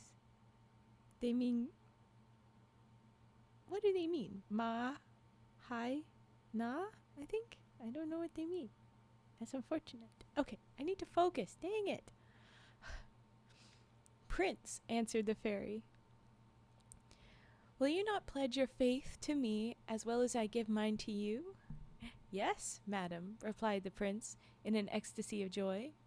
What can I do better and with greater pleasure? Yes, my sultaness, my queen, I'll give you my heart with the least reserve. They're just getting spicy almost. Then, answered the fairy, you are my husband and I am your wife. But as I suppose, pursued she, that you have eaten nothing today. A slight repast shall be served for you while preparations are making for our wedding feast at night, and then I will show you the apartments of my palace, and you shall judge if this hall is not the meanest part of it. When they say mean, I think it is like the best, but I don't know. Some of the fairies' women, who came into the hall with them and guessed their intentions, went immediately out and returned presently with some excellent meats and wines. So even the people around them are like, oh, we better go. They need some privacy. This is why I hearted this. This is why I hearted this story. Okay. They've come back with meats and wines. When Prince Ahmed had ate and drunk as much as he cared for, the fairy Paribanou carried him through all the apartments, where he saw diamonds, rubies, emeralds, and all sorts of fine jewels, intermixed with pearls, agate, jasper, porphyry, and all sorts of the most precious marbles. She carried him, so she's a strong fairy. She's a strong girl.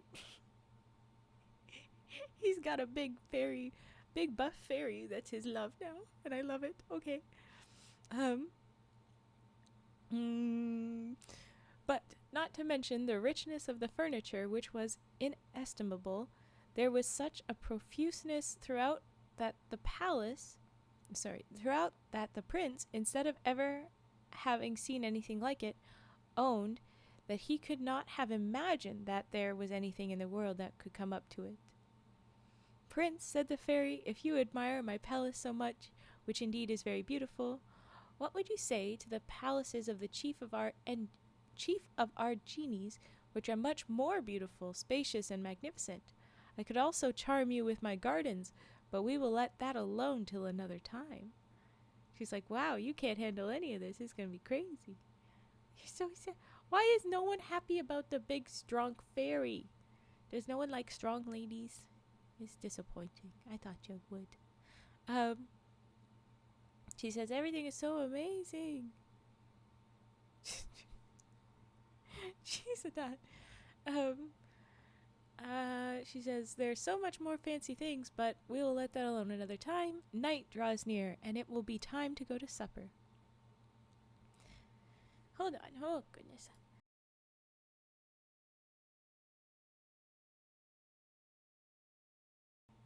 I had big cough. Oh. Yay, there's a strong lady. There you go. There you go, Fett. Okay. The next hall, which the fairy led the prince into, and where the cloth was laid for the feast, was the last apartment the prince had not seen, and not in the least inferior to the others. At his entrance into it, he admired the infinite number of sconces of wax candles, perfumed with amber, the multitude of which, instead of being confused, were placed with so just a symmetry as formed an agreeable and pleasant sight. A large side table was set out with all sorts of gold plate so finely wrought that the workmanship strong ladies looking at you. You've used your mod secrets cage. Illegal.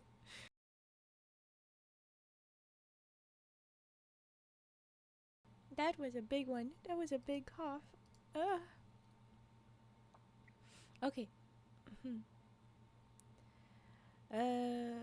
Agreeable. A large side table was set out with all sorts of gold plates so finely wrought that the workmanship was much more valuable than the weight of the gold. Several choruses of beautiful women, richly dressed, and whose voices were ravishing, began a concert, accompanied with all sorts of the most harmonious instruments, and when they were set down at table, the fairy Paribanou took care to help Prince Ahmed to the most delicate meats, which she named as she invited him to eat of them, and which the prince found to be so exquisitely nice that he commended them with an exaggeration, and said that the entertainment far surpassed those of man. That was a very long run-on sentence, and I just wanted to get to the end of the sentence to cough again. Hold on, I'm so sorry.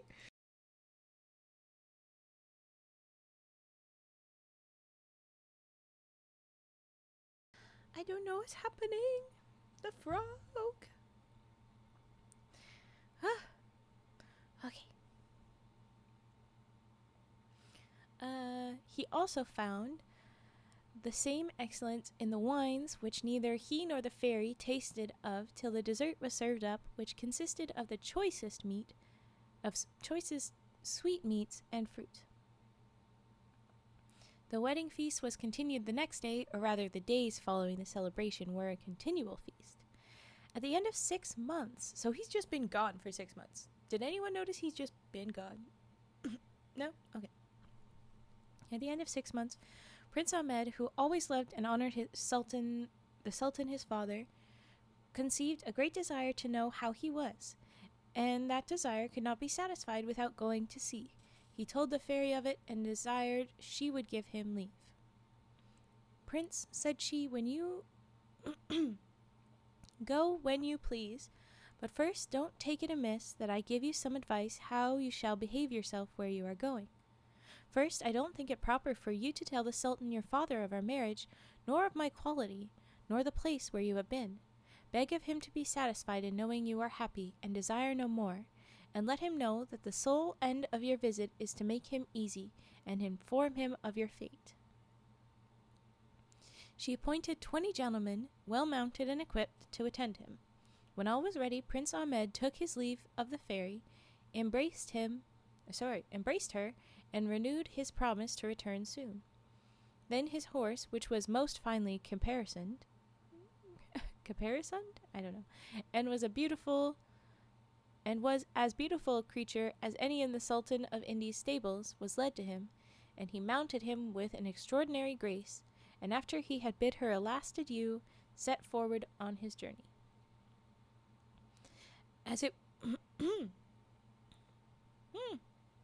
As it was not a great way to his father's capital, Prince Ahmed soon arrived there. Yar!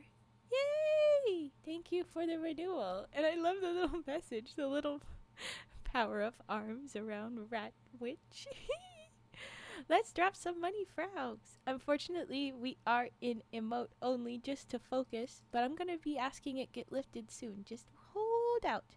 So yes, let's drop some money, frogs. Woohoo! Thank you. Thank you for that. And I will focus. Where was I?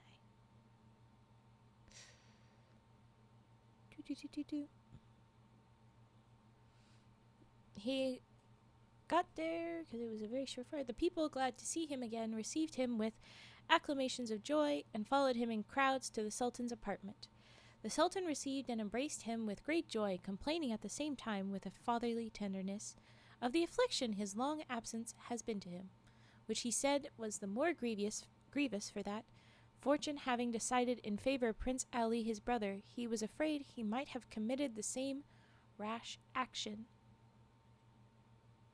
I'm guessing as Prince Hussein, because Prince Hussein was like, "You didn't pick me, I'm out." Yeah, so it's all safe. He didn't go the way of Prince Hussein. The prince told a story of his adventures without speaking of the fairy, so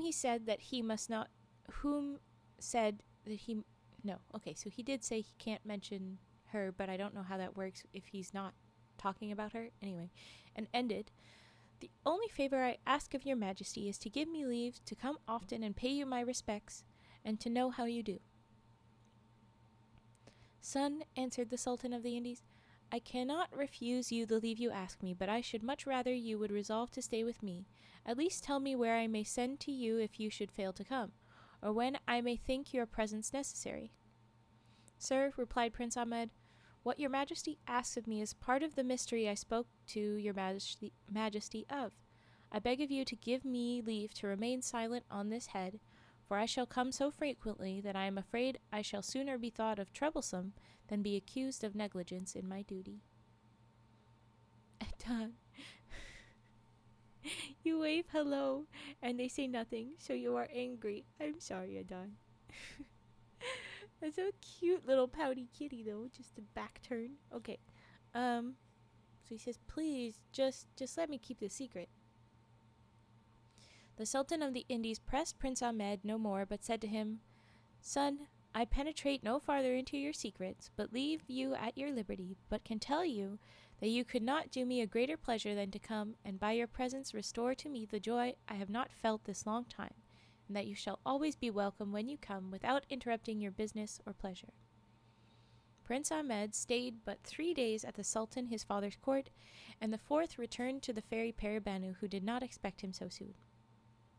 A month after Prince Ahmed's return from paying a visit to his father, as the fairy Paribanou had observed that the prince, since the time that he gave her an account of his journey, his discourse with his father, and the leave he asked to go and see him often, had never talked of the Sultan as if there had been no such person in the world, whereas before he was always speaking of him, she thought he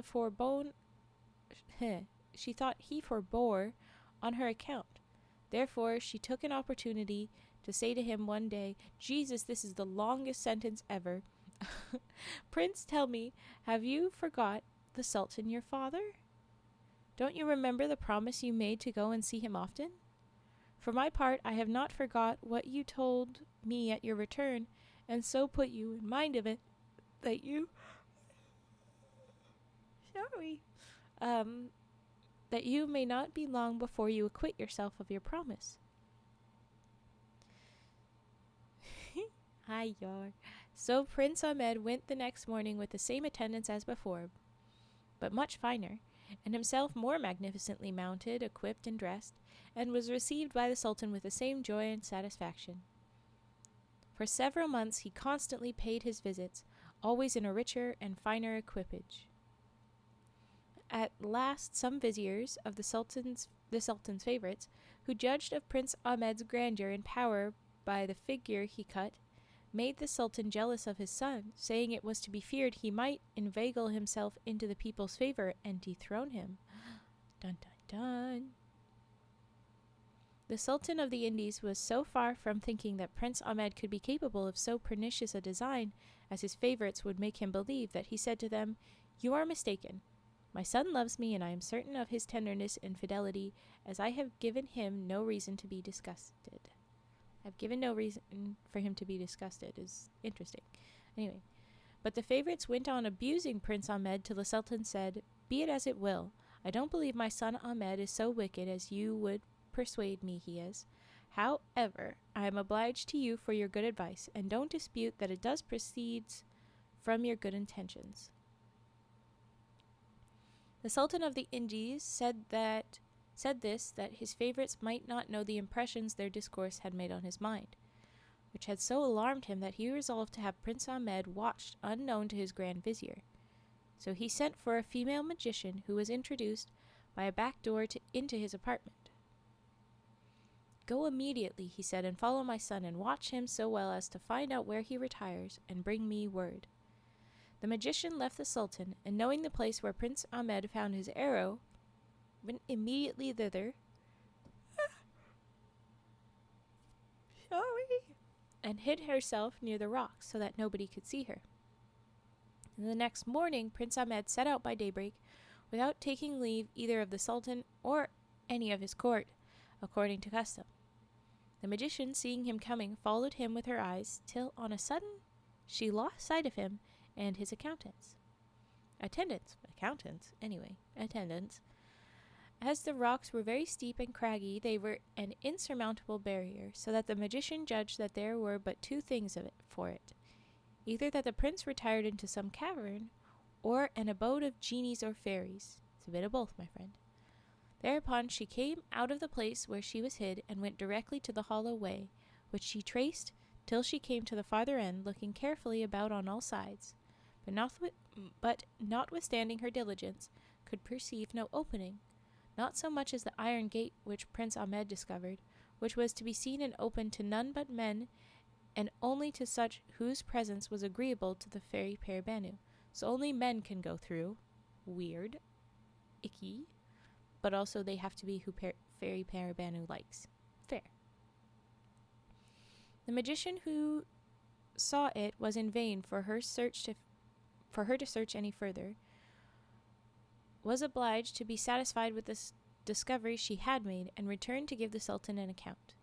The Sultan was very well pleased with the magician's conduct, and said to her, "Do you as you think fit. I'll wait patiently the event of your promises," and to encourage her made her a present of a diamond of great value. As Prince Ahmed had obtained the fairy Paribanou's leave to go to the Sultan of the Indies court once a month, he never failed, and the magician, knowing the time, went a day or two before the foot of the rock where she lost sight of the prince and his attendants, and waited there. The next morning Prince Ahmed went out as usual at the iron gate with the same attendants as before, and passed by the magician, whom he knew not to be such, and seeing her lie with her head against the rock and complaining as if she were in great pain, he pitied her, turned his horse about, went to her, and asked her what was the matter with her, and what he could do to ease her. The artful sorceress looked at the prince in a pitiful manner, without ever lifting her head, and answered in broken words and sighs, as if she could hardly fetch her breath, that she was going to the capital city, but on the way thither she was taken with so violent a fever that her strength failed her, and she was forced to lie down where he saw her, far from any habitation, and without any hopes of assistance. Oh no! "Good woman," replied Prince Ahmed, "you are not so far from help as you imagine. I am ready to assist you, and convey you where you will meet with a speedy cure. Only get up, and let one of my people take you behind him." At these words the magician, who pretended sickness only to know where the prince lived and what he did, refused not the charitable offer he made her, and that her actions might correspond with her words, she made many pretended vain endeavors to get up. At the same time 2 of the prince's attendants, alighting off their horses, helped her up, and set her behind another, and mounted their horses again, and followed the prince, who turned back to the iron gate, which was opened by one of his retinue who rode before. And when he came into the outward court of the fairy, without dismounting himself, he sent to tell her he wanted to speak with her. The fairy Paribanou came with all imaginable haste, not knowing what made Prince Ahmed return so soon, who, not giving her time to ask him the reason, said, "Princess, I desire you would have compassion on this good woman," pointing to the magician, who was held up by 2 of his retinue. "I found her in the condition you see her in, and promised her the assistance she stands in need of, and am persuaded that you, out of your own goodness, as well as upon my entreaty, will not abandon her." The fairy Paribanou, who had her eyes fixed upon the pretended sick woman all the time that the prince was talking to her, ordered 2 of her women, who followed her, to take her from the 2 men that held her, and carry her into an apartment of the palace, and take as much care of her as she would herself. There's very cute little responses. I like the one where it looks like you're just filming the lady dancing. That's a very cute one, Adon. And then you're just, oh, are you pouting? Are you pouting I wasn't saying anything? Aw, I'm sorry. But it is emote only because I need to focus. We're a lot closer to the end of the story, and I feel a lot better, so I might let it up soon, but you gotta behave still. Okay. So, he said, please look after herself. While the 2 women executed the fairy's commands, she went up... Brain explode, pet? While the 2 women executed the fairy's commands, she went up to Prince Ahmed, and whispering in his ear said, "Prince, this woman is not so sick as she pretends to be, and I am very much mistaken if she is not an impostor." who will be the cause of a great trouble to you. Ooh, but don't be concerned. Let what will be devised against you be persuaded that I will deliver you out of all the snares that shall be laid for you. Go and pursue your journey." This discourse of the fairies did not in the least frighten Prince Ahmed. "My princess," said he, "as I do not remember I ever did or designed anybody an injury, I cannot believe anybody can have a thought of doing me one. But if they have, I shall not, nevertheless, forbear doing good whenever I have an opportunity." Then he went back to his father's palace. So he said, "Well, I can't imagine why. But, all right." In the meantime, the two women carried the magician into a very fine apartment, richly furnished. First they sat her down upon a sofa, with her back supported with a cushion of gold brocade, while they made a bed on the same sofa before her, the quilt of which was finely embroidered with silk, the sheets of the finest linen, and the coverlet cloth of gold. When they had put her into bed, for the old sorceress pretended that her fever was so violent she could not help herself in the least, one of the women went out and returned soon again with a china dish in her hand, full of a certain liquor, which she presented to the magician, while the other helped her to sit up. "Drink this liquor," said she. "It is the water of the Fountain of Lions, and a sovereign remedy against all fevers whatsoever. You will find the effect of it in less than an hour's time." "Hello, Sloomer. I'm sorry we are remote only in this particular moment." "Oh, thank you for the follow. Thank you. I will be releasing you guys from emote only soon. It won't be long." "You cry, Adon. It will be soon, I promise.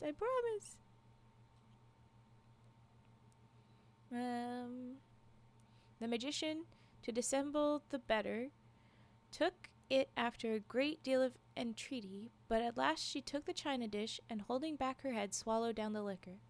When she was laid down again, the two women covered her up. "Lie quiet," said she who brought her the china cup, "and get a little sleep if you can. We'll leave you, and hope to find you perfectly cured when we come back an hour hence." The two women came again at the time they said they should, and found the magician up and dressed, and sitting upon the sofa.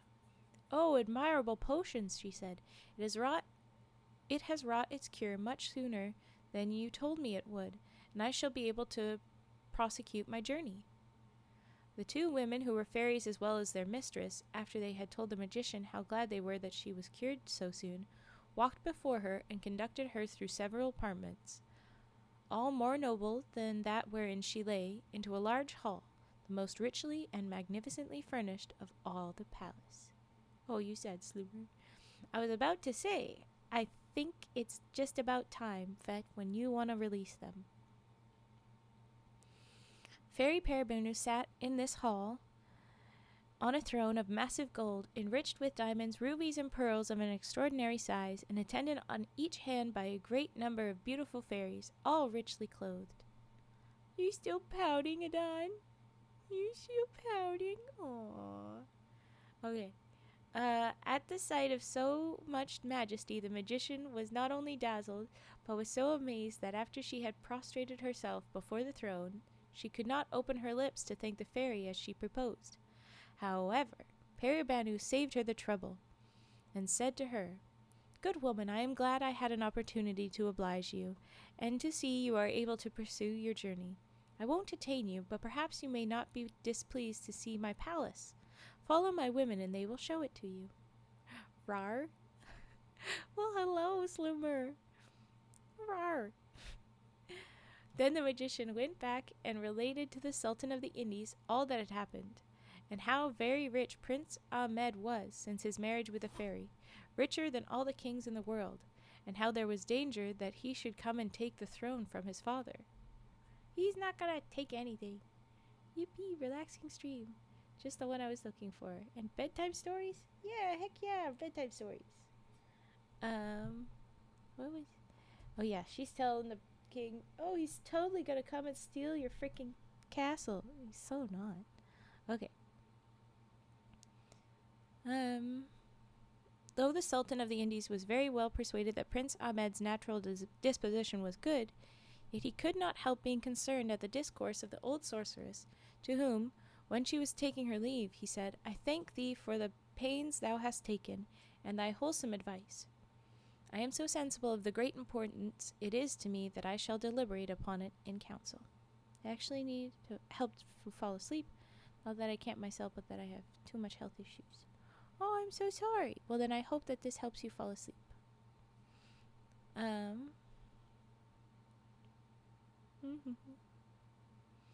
Now, the favorites advised that the prince should be killed, but the magician advised differently. Make him give you all kinds of wonderful things by the fairy's help, till she tires of him and sends him away.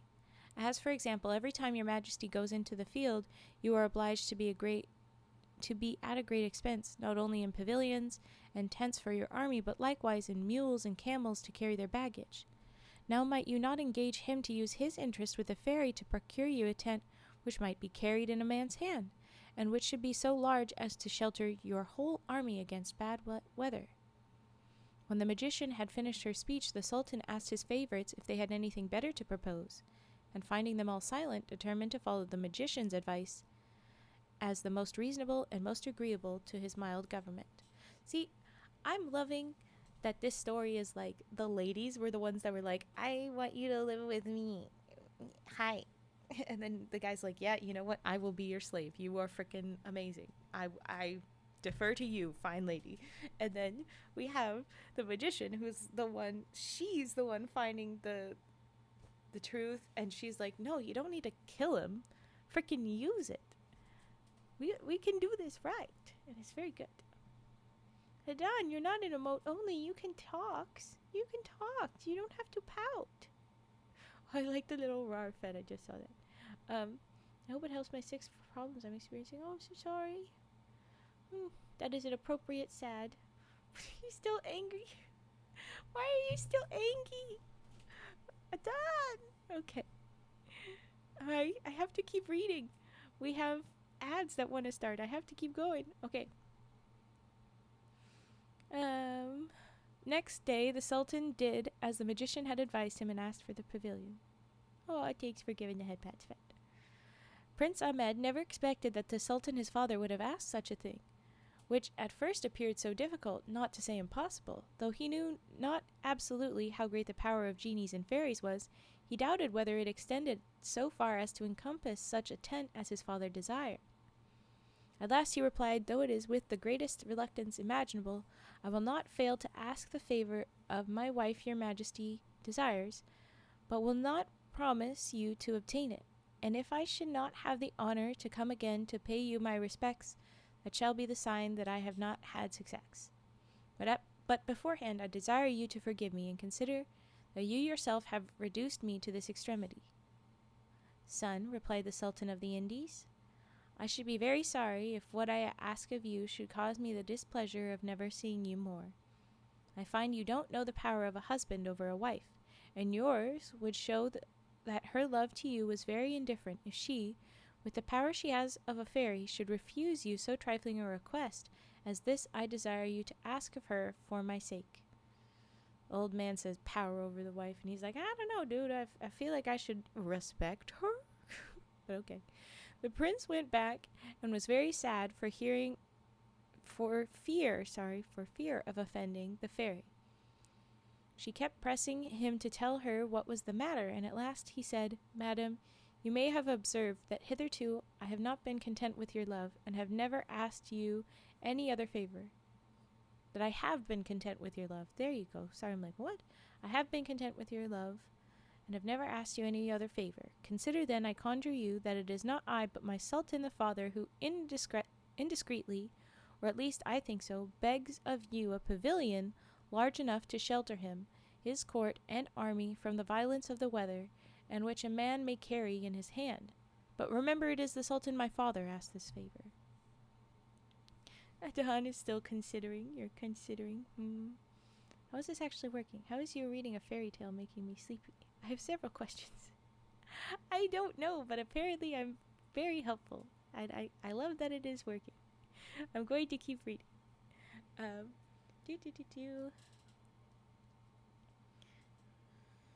Prince, replied the fairy, smiling, I am sorry that so small a matter should disturb you and make you so uneasy as you appear to me. Then the fairy sent for her treasurer, to whom when she came she said, Nurgahan, which was her name, Bring me the largest pavilion in my treasury. I also love that the fairy's court is almost all women, and it's just all badass ladies. It's lovely. Bring me the largest pavilion in my treasury. Nergaham returned presently with the pavilion, which she could not only hold in her hand, but in the palm of her hand when she shut her fingers, and presented it to her mistress, who gave it to Prince Ahmed to look at. When Prince Ahmed saw the pavilion which the fairy called the largest in her treasury, he fancied she had a mind to jest with him, and thereupon the marks of his surprise appeared presently in his countenance, which Paribanou, perceiving, burst out laughing. "What, Prince," cried she, "do you think I jest with you? You'll see presently that I am in earnest. Nergahan," said she to her treasure, taking the tent out of Prince Ahmed's hand, "go and set it up, that the prince may judge whether it may be large enough for the Sultan his father." Fairy tale story time is always great. Maybe a little too well. Your reading has made me almost fall asleep. Yep, I guess I'm gonna stick around 24/7. I'm glad it's working, Sloomer. I'm very glad. I'm very, very glad. It's very tough not being able to fall asleep, so I'm glad I can be of help. I think it's appropriate to say what my problems are, but I'm shutting my mouth. Well, you can join the Discord and tell us more in there with tough topics. I'm not going to be upset if you want to say, but it might distract me, and I want to keep reading for right now. So maybe I'll just read it later. But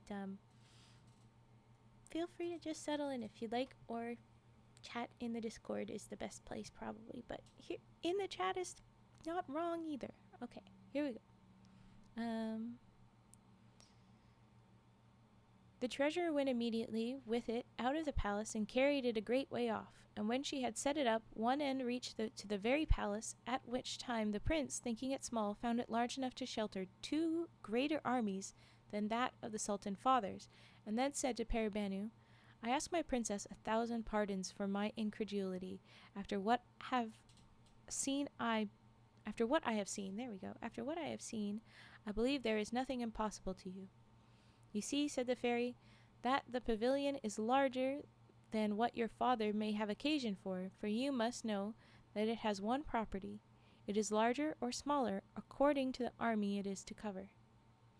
The treasurer took down the tent again and brought it to the prince, who took it, and without staying any longer than till the next day, mounted his horse and went with the same attendants to the Sultan his father. The Sultan, who was persuaded that there could not be any such thing as a tent as he asked for, was in great surprise at the prince's diligence. He took the tent, and after he had admired its smallness, his amazement was so great that he could not recover himself. When the tent was set up in the great plain, which we have before mentioned, he found it large enough to shelter an army twice as large as he could bring into the field. The Sultan was not yet satisfied. "Son," said he, "I have already expressed to you how much I am obliged to you for the present of the tent you have procured me, that I look upon it as the most valuable thing in all my treasury, but you must do one thing more for me, which will be every whit as agreeable to me. I am informed that the fairy, your spouse, makes use of a certain water called the water of the Fountain of Lions, which cures all sorts of fevers, even the most dangerous, and, as I am perfectly well persuaded my health is dear to you, I don't doubt but you will ask her for a bottle of that water for me, and bring it me as a sovereign medicine, which I may make use of when I have occasion. Do me this other important piece of service, and thereby complete the duty of a good son toward a tender father." Hi, Borthy Udafo. Thank you for the follow, Avej24. Welcome. I'm going to just question the logic of this story. You already have a magic apple that cures literally anything, as long as you smell it. We know because it cured Naranahar. That's her name, Naranahar, the princess that Prince Ahmed got that apple for. He has already brought a perfectly good health thing to you, the Sultan. So bullshit, don't do that. Little shitty little Sultan. Use a manipulation. Oh, thank you for the stretch and posture check. I should do that. I'm going to keep reading as I go. Okay. The prince returned and told the fairy, what his father had said. There's a great deal of wickedness in this demand, ? She answered, as you will understand by what I'm going to tell you. The Fountain of Lions is situated in the middle of a court of a great castle, the entrance into which is guarded by 4 fierce lions, 2 of which sleep alternately while the other 2 are awake. But don't let that frighten you. I'll give you means to pass by them with any danger. Okay. This kind of feels like a D&D story. To be fair, D&D did go off of a lot of like fairy tale-ish stuff, so it makes sense.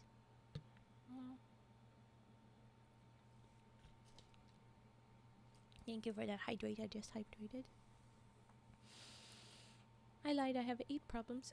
Okay, Slimmer. Alright, I see everybody doing the loves and the such. Good to see you guys in here, though. Hello, hello. 98% love. Heck yeah. Your fairy tale is curing me some goddamn way. Aw, I'm glad. Me? Why me? What is why you? What was for you?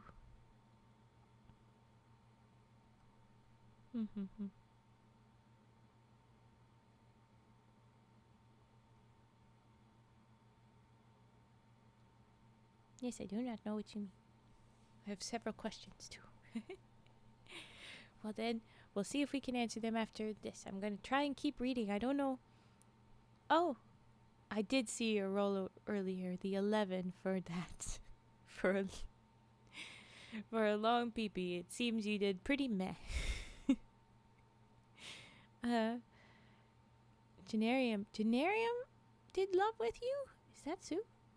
Ah, I see. Yes, you have 44. Not terribly great, but I guess there you go. You got a thumbs up. You did okay. Adon is lost. Adon. Oh, the love didn't work. Why did the love not go off? It might have been because you already did it a while ago. There's a big cooldown on it, but I don't know. Okay, I need to focus. Okay, focus. I'm sorry you cry. I'm sorry. Okay. The fairy Paribanou was at that time very hard at work, and as she had several clues of thread by her, she took one up and presenting it to Prince Ahmed said, "First take this clue of thread. I'll tell you presently the use of it. In the second place, you must have 2 horses. One you must ride yourself, and the other you must lead, which must be loaded with a sheep cut into 4 quarters that must be killed today. In the third place, you must be provided with a bottle, which I will give you, to bring the water in. Set out early tomorrow morning, and when you have passed the iron gate, throw the clue of thread before you, which will roll till it comes to the gates of the castle. Follow it, and when it stops as the gates will be open, you will see the 4 lions. The 2 that are awake will, by their roaring, wake the other 2. But don't be frightened, but throw each of them a quarter of mutton, and then clap spurs to your horse and ride to the fountain. Fill your bottle without alighting, and then return with the same expedition. The lions will be so busy eating, they will let you pass by them." There you go. With that, I think I will set the ad. I'll let the ad run so that it interrupts in between at a reasonable break in the story. And I will I will quickly say pocket sand, shishisha.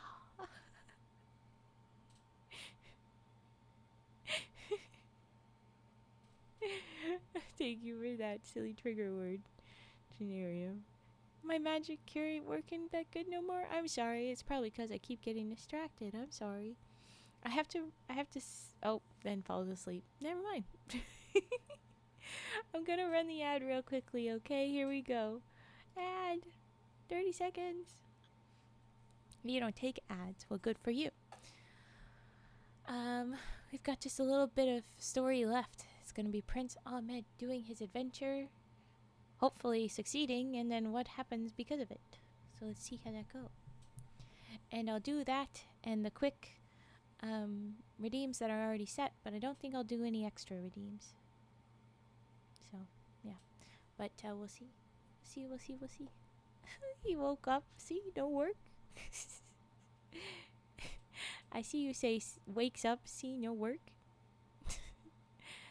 Well, I guess because of ad, but let's see if we can keep going. No rat dance. Okay, let's pick up the story. Let's focus. Let's focus, people. We've got to put Sloomer to sleep. Prince Ahmed set out the next morning at the time appointed by the fairy and followed her directions exactly. When he arrived at the gates of the castle, he distributed the quarters of mutton among the four lions, and passed through the midst of them bravely, got to the fountain, filled his bottle, and returned back as safe and sound as he went. When he had gone a little distance from the castle gates, he turned him about, and perceiving two of the lions coming after them, he drew his saber and prepared himself for defense. But as he went forward, he saw one of them turn out of the road at some distance, and showed by his head and tail that he did not come to do him any harm, but only to go before him, and that the other stayed behind to follow. He put his sword up again in its scabbard. Guarded in this manner, he arrived at the capital of the Indies, but the lions never left him till they had conducted him to the gates of the Sultan's palace. Ooh, what's going to happen? You're like a little baby now. We got to make Slurmer fall asleep. No, we just have a mission. We're going to tuck you in. Unless you want to be a baby. Are you going to be a little baby? You could just be a friend. It does not matter. I hope to be helping anybody fall asleep that wants to fall asleep. Cuckoo gaga. Well, there you go. You answered it yourself. Okay. I focus. Alright. The lions are following him, and they are not leaving. They stayed with him until they got to the Sultan's palace, after which they returned the same way they came, though not without frightening all that saw them. For all they went in a very gentle manner and showed no fierceness. So he managed to get everybody to get spooked by him because he showed up with lions guarding him, and then they just walk away. It's very funny. A great many officers came to attend the prince while he dismounted his horse, and afterward conducted him into the Sultan's apartment, who was at that time surrounded with his favorites. He approached toward the throne, laid the bottle at the Sultan's feet, and kissed the rich tapestry which covered his footstool, and then said, "I brought you, sir, the healthful water which your majesty desired so much to keep among your other rarities in your treasury, but at the same time wish you such extraordinary health as never to have occasion to make use of it." After the prince had made an end of his compliment to the Sultan, placed him on his right hand, and then said to him, "Son, I am very much obliged to you for this valuable present, as also for the great danger you have exposed yourself to upon my account, which I have been informed of by a magician who knows the Fountain of Lions. But do me the pleasure," continued he, "to inform me by what address, or rather by what incredible power, you have been secured." "Sir," replied Prince Ahmed, "I have no share in the compliment your majesty is pleased to make me. All the honor is due to the fairy, my spouse, whose good advice I followed." Then he informed the Sultan what those directions were. "Oh, don't do that. And by the relation of his expedition let him know how well he had behaved himself." When he had done, the Sultan, who showed outwardly all the demonstrations of great joy, but secretly became more jealous, retired into an inward apartment, where he sent for the magician. See, I think I knew when we were concerned earlier of the Sultan being icky that he eventually becomes bad, but it's just a different kind of bad.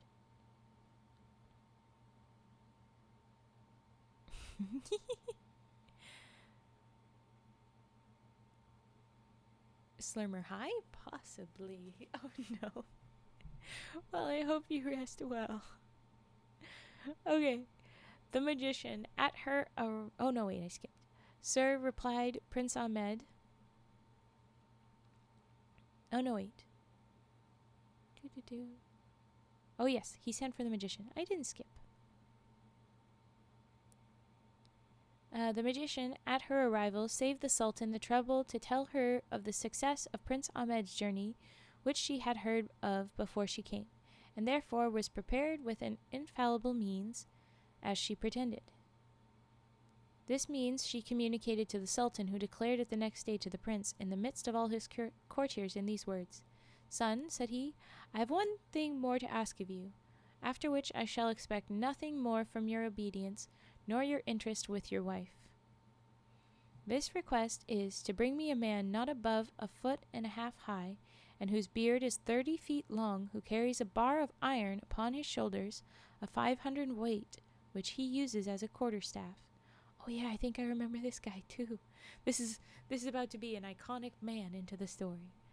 Prince Ahmed, who did not believe that there was such a man in the world as his father described, would gladly have excused himself, but the Sultan persisted in his demand and told him the fairy could do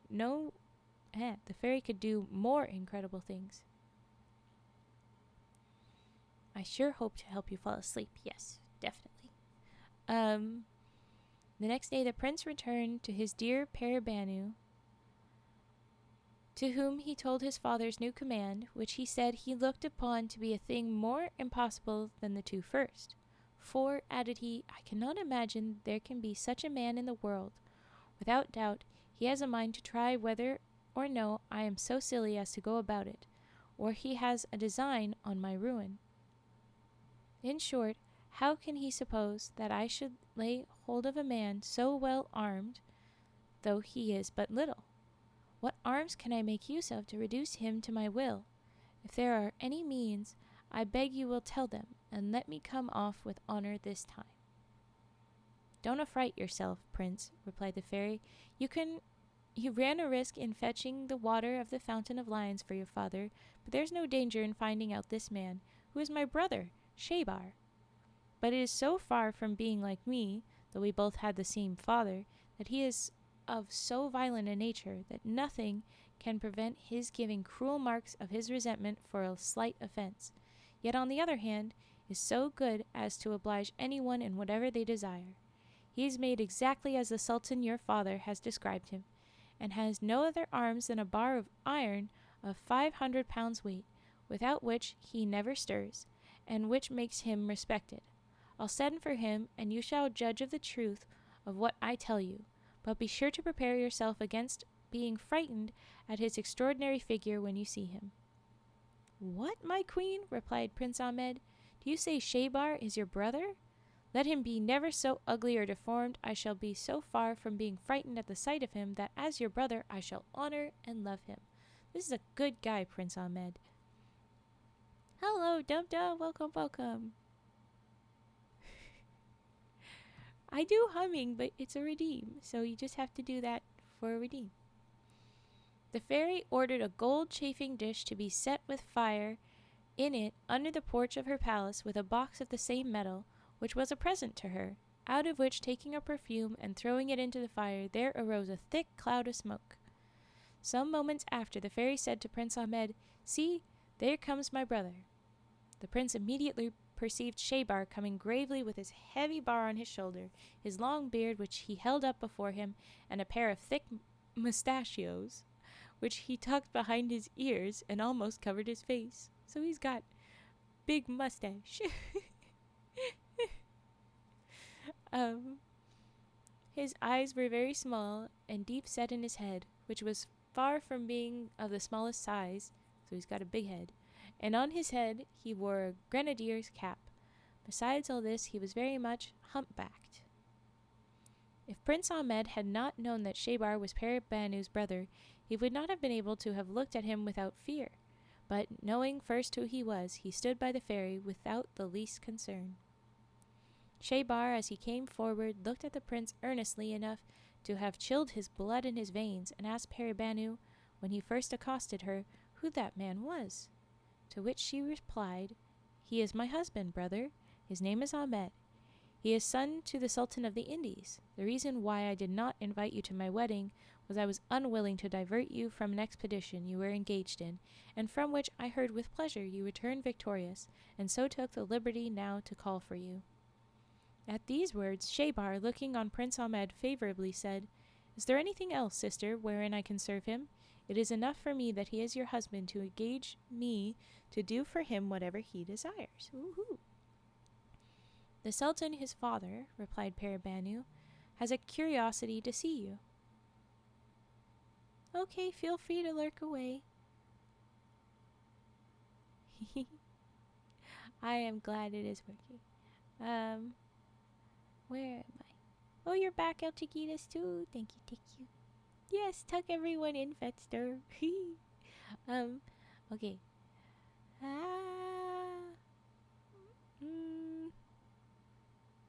Called Sultan, his father, replied, "has a curiosity to see you, and I desire he may be your guide to the Sultan's court.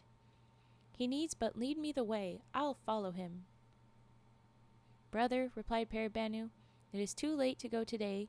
Therefore stay till tomorrow morning, and in the meantime I'll inform you of all that has passed between the Sultan of the Indies and Prince Ahmed since our marriage." The next morning, after Shebar had been informed of the affair, he and Prince Ahmed set out for the Sultan's court.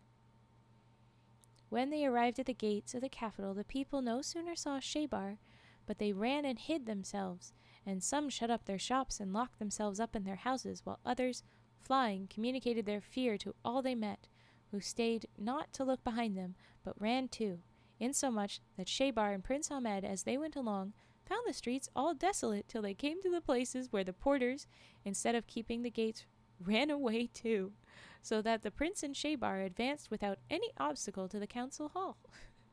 This man is so ugly, everyone's running away. Where the Sultan was seated on his throne and giving audience. Here, likewise, the ushers, at the approach of Shebar, abandoned their posts and gave them free admittance. Oh my gosh. Shebar went boldly and fiercely up to the throne without waiting to be presented by Prince Ahmed, and accosted the Sultan of the Indies in these words. So he's like, "No, I'm talking about Shebar, Slummer. Don't say that."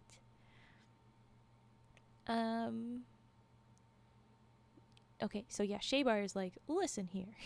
He doesn't even wait for the proper orders of things. He just immediately marches up to him. "Thou hast asked for me," said he. "See, here I am. What wouldst thou have with me?"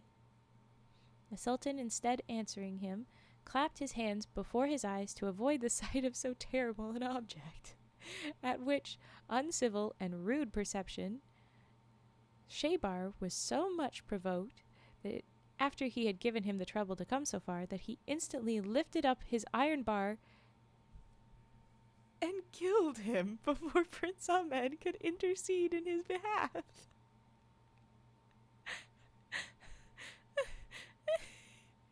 When will the next origami time be?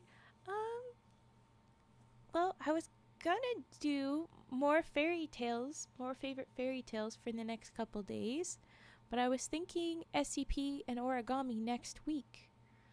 But if we get enough people that demand origami or SCP sooner, maybe I'll do one tonight, or I'll do very scattering. Usually I do each of my like little 3-day blocks. I do the same rough plan.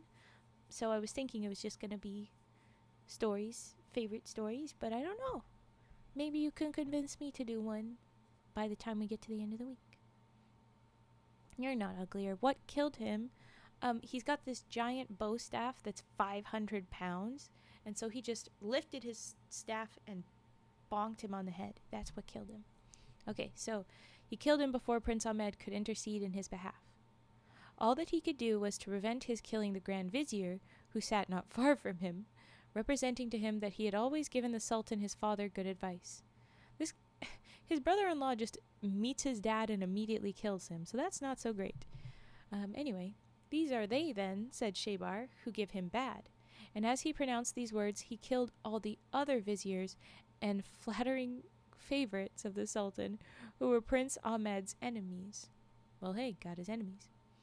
Every time he struck, he killed someone or other, and none escaped but they who were not so frightened as to stand staring and gaping, and who saved themselves by flight. Oh, jeez. When this terrible execution was over, Shebar came out of the council hall into the midst of the courtyard with the iron bar upon his shoulder, and looking hard at the Grand Vizier, who owed his life to Prince Ahmed, he said, "I know here is a certain magician, who is a greater enemy of my brother-in-law than all of these base favorites I have chastised.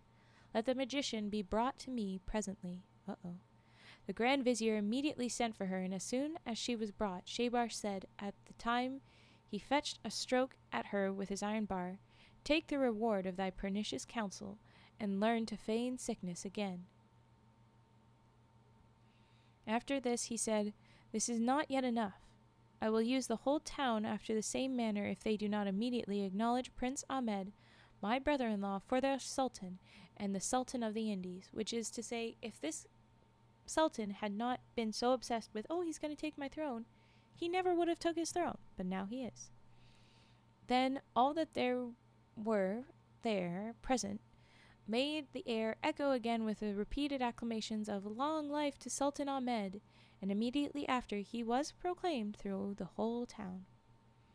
Shebar made him be clothed in the royal vestments, installed him on the throne, and after he had caused all to swear homage and fidelity to him, went and fetched his sister Paribanou, whom he brought with all the pomp and grandeur imaginable, and made her to be owned Sultaness of the Indies.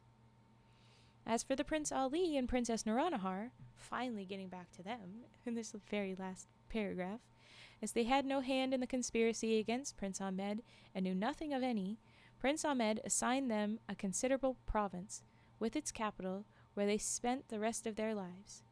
Afterwards he sent an officer to Prince Hussein to acquaint him with the change, and made him an offer of which province he liked best. But that prince thought himself so happy in his solitude that he bade the officer return to the Sultan his brother thanks for the kindness he designed him, assuring him of his submission. So Prince Hussein, that had pieced out, really just didn't stick around. And that the only favor he desired of him was to give him leave to live retired in the place he had made choice for his retreat. The end. It's the longest story you've heard, but I promise that's the end of it. I know Ahmed more than my cousins now. Some of these fairy tales really meander. They really do. Now, someone who can predict the future and say why this fairy tale reading helped me.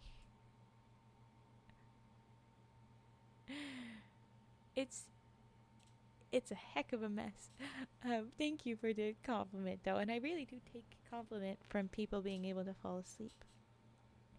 With that, it is after 8, so this is my last story. We're wrapping that up. I'm very glad I read it, but I only read just that story. I'm going to say Prince Ahmed part 1 and 2 to please myself, and so that if I ever read it again, it's clear that it is a long one. I'm going to do the quick redeems because Looong has made it his mission. I must always rage puff in every stream he can see me in, so we gotta do a rage puff and a quick sticks rustle. So we're gonna do sticks rustle and then rage puff. If you don't know what the rage puff is, you'll hear it soon. It's a something. But let's do some. You need explanation of the story. How the fuck am I feeling sleepy? I don't know. I guess I'm helpful to help people fall asleep. Yeah, I'm finishing up this story. I'm sorry, Adon. But guess what? I will be back on later tonight. I just take a couple hours break to get me some foods and get some break. I have a couple things I like to sort out.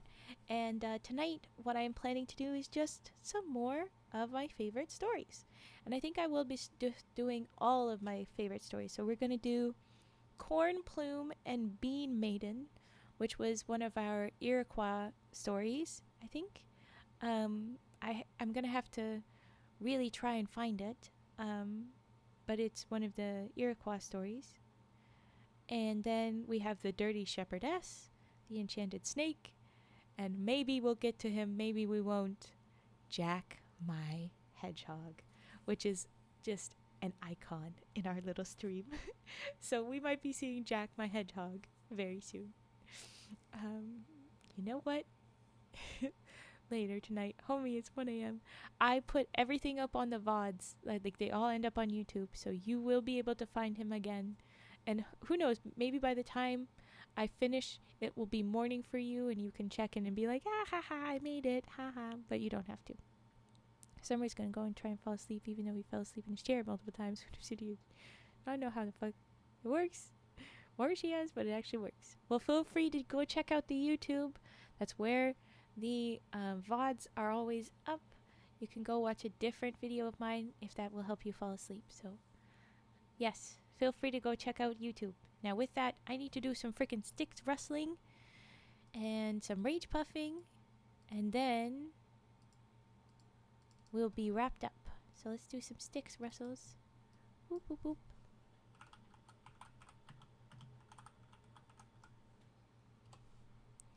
Okay.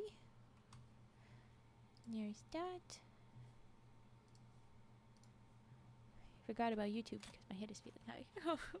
I do hope you feel better soon, Snoomer. I hope you get rest and feel very good. But alright, here goes sticks rustle.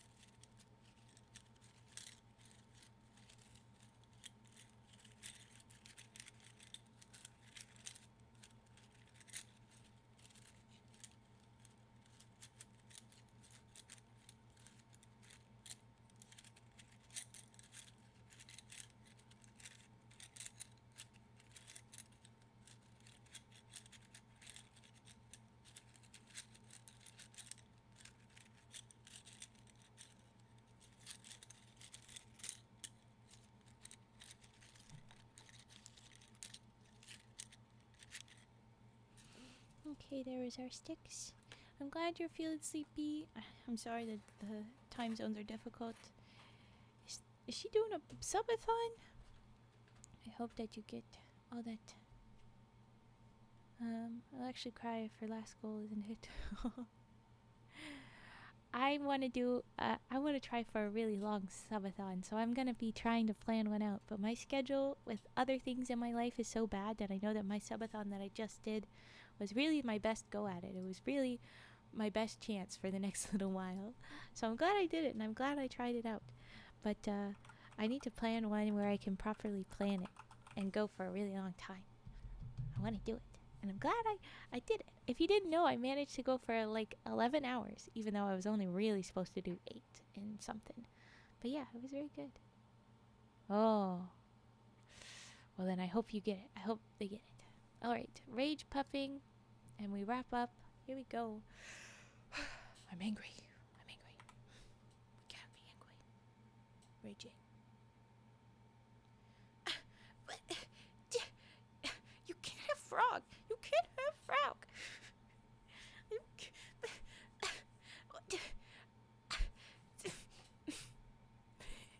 Even strong like bull.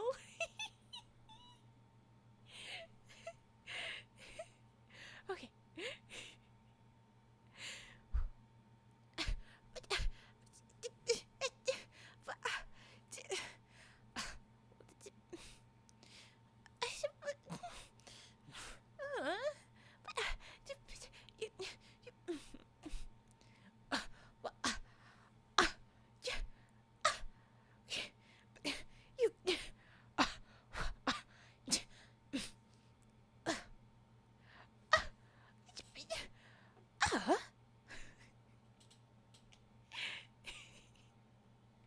That's my rage puffing. That's the thing.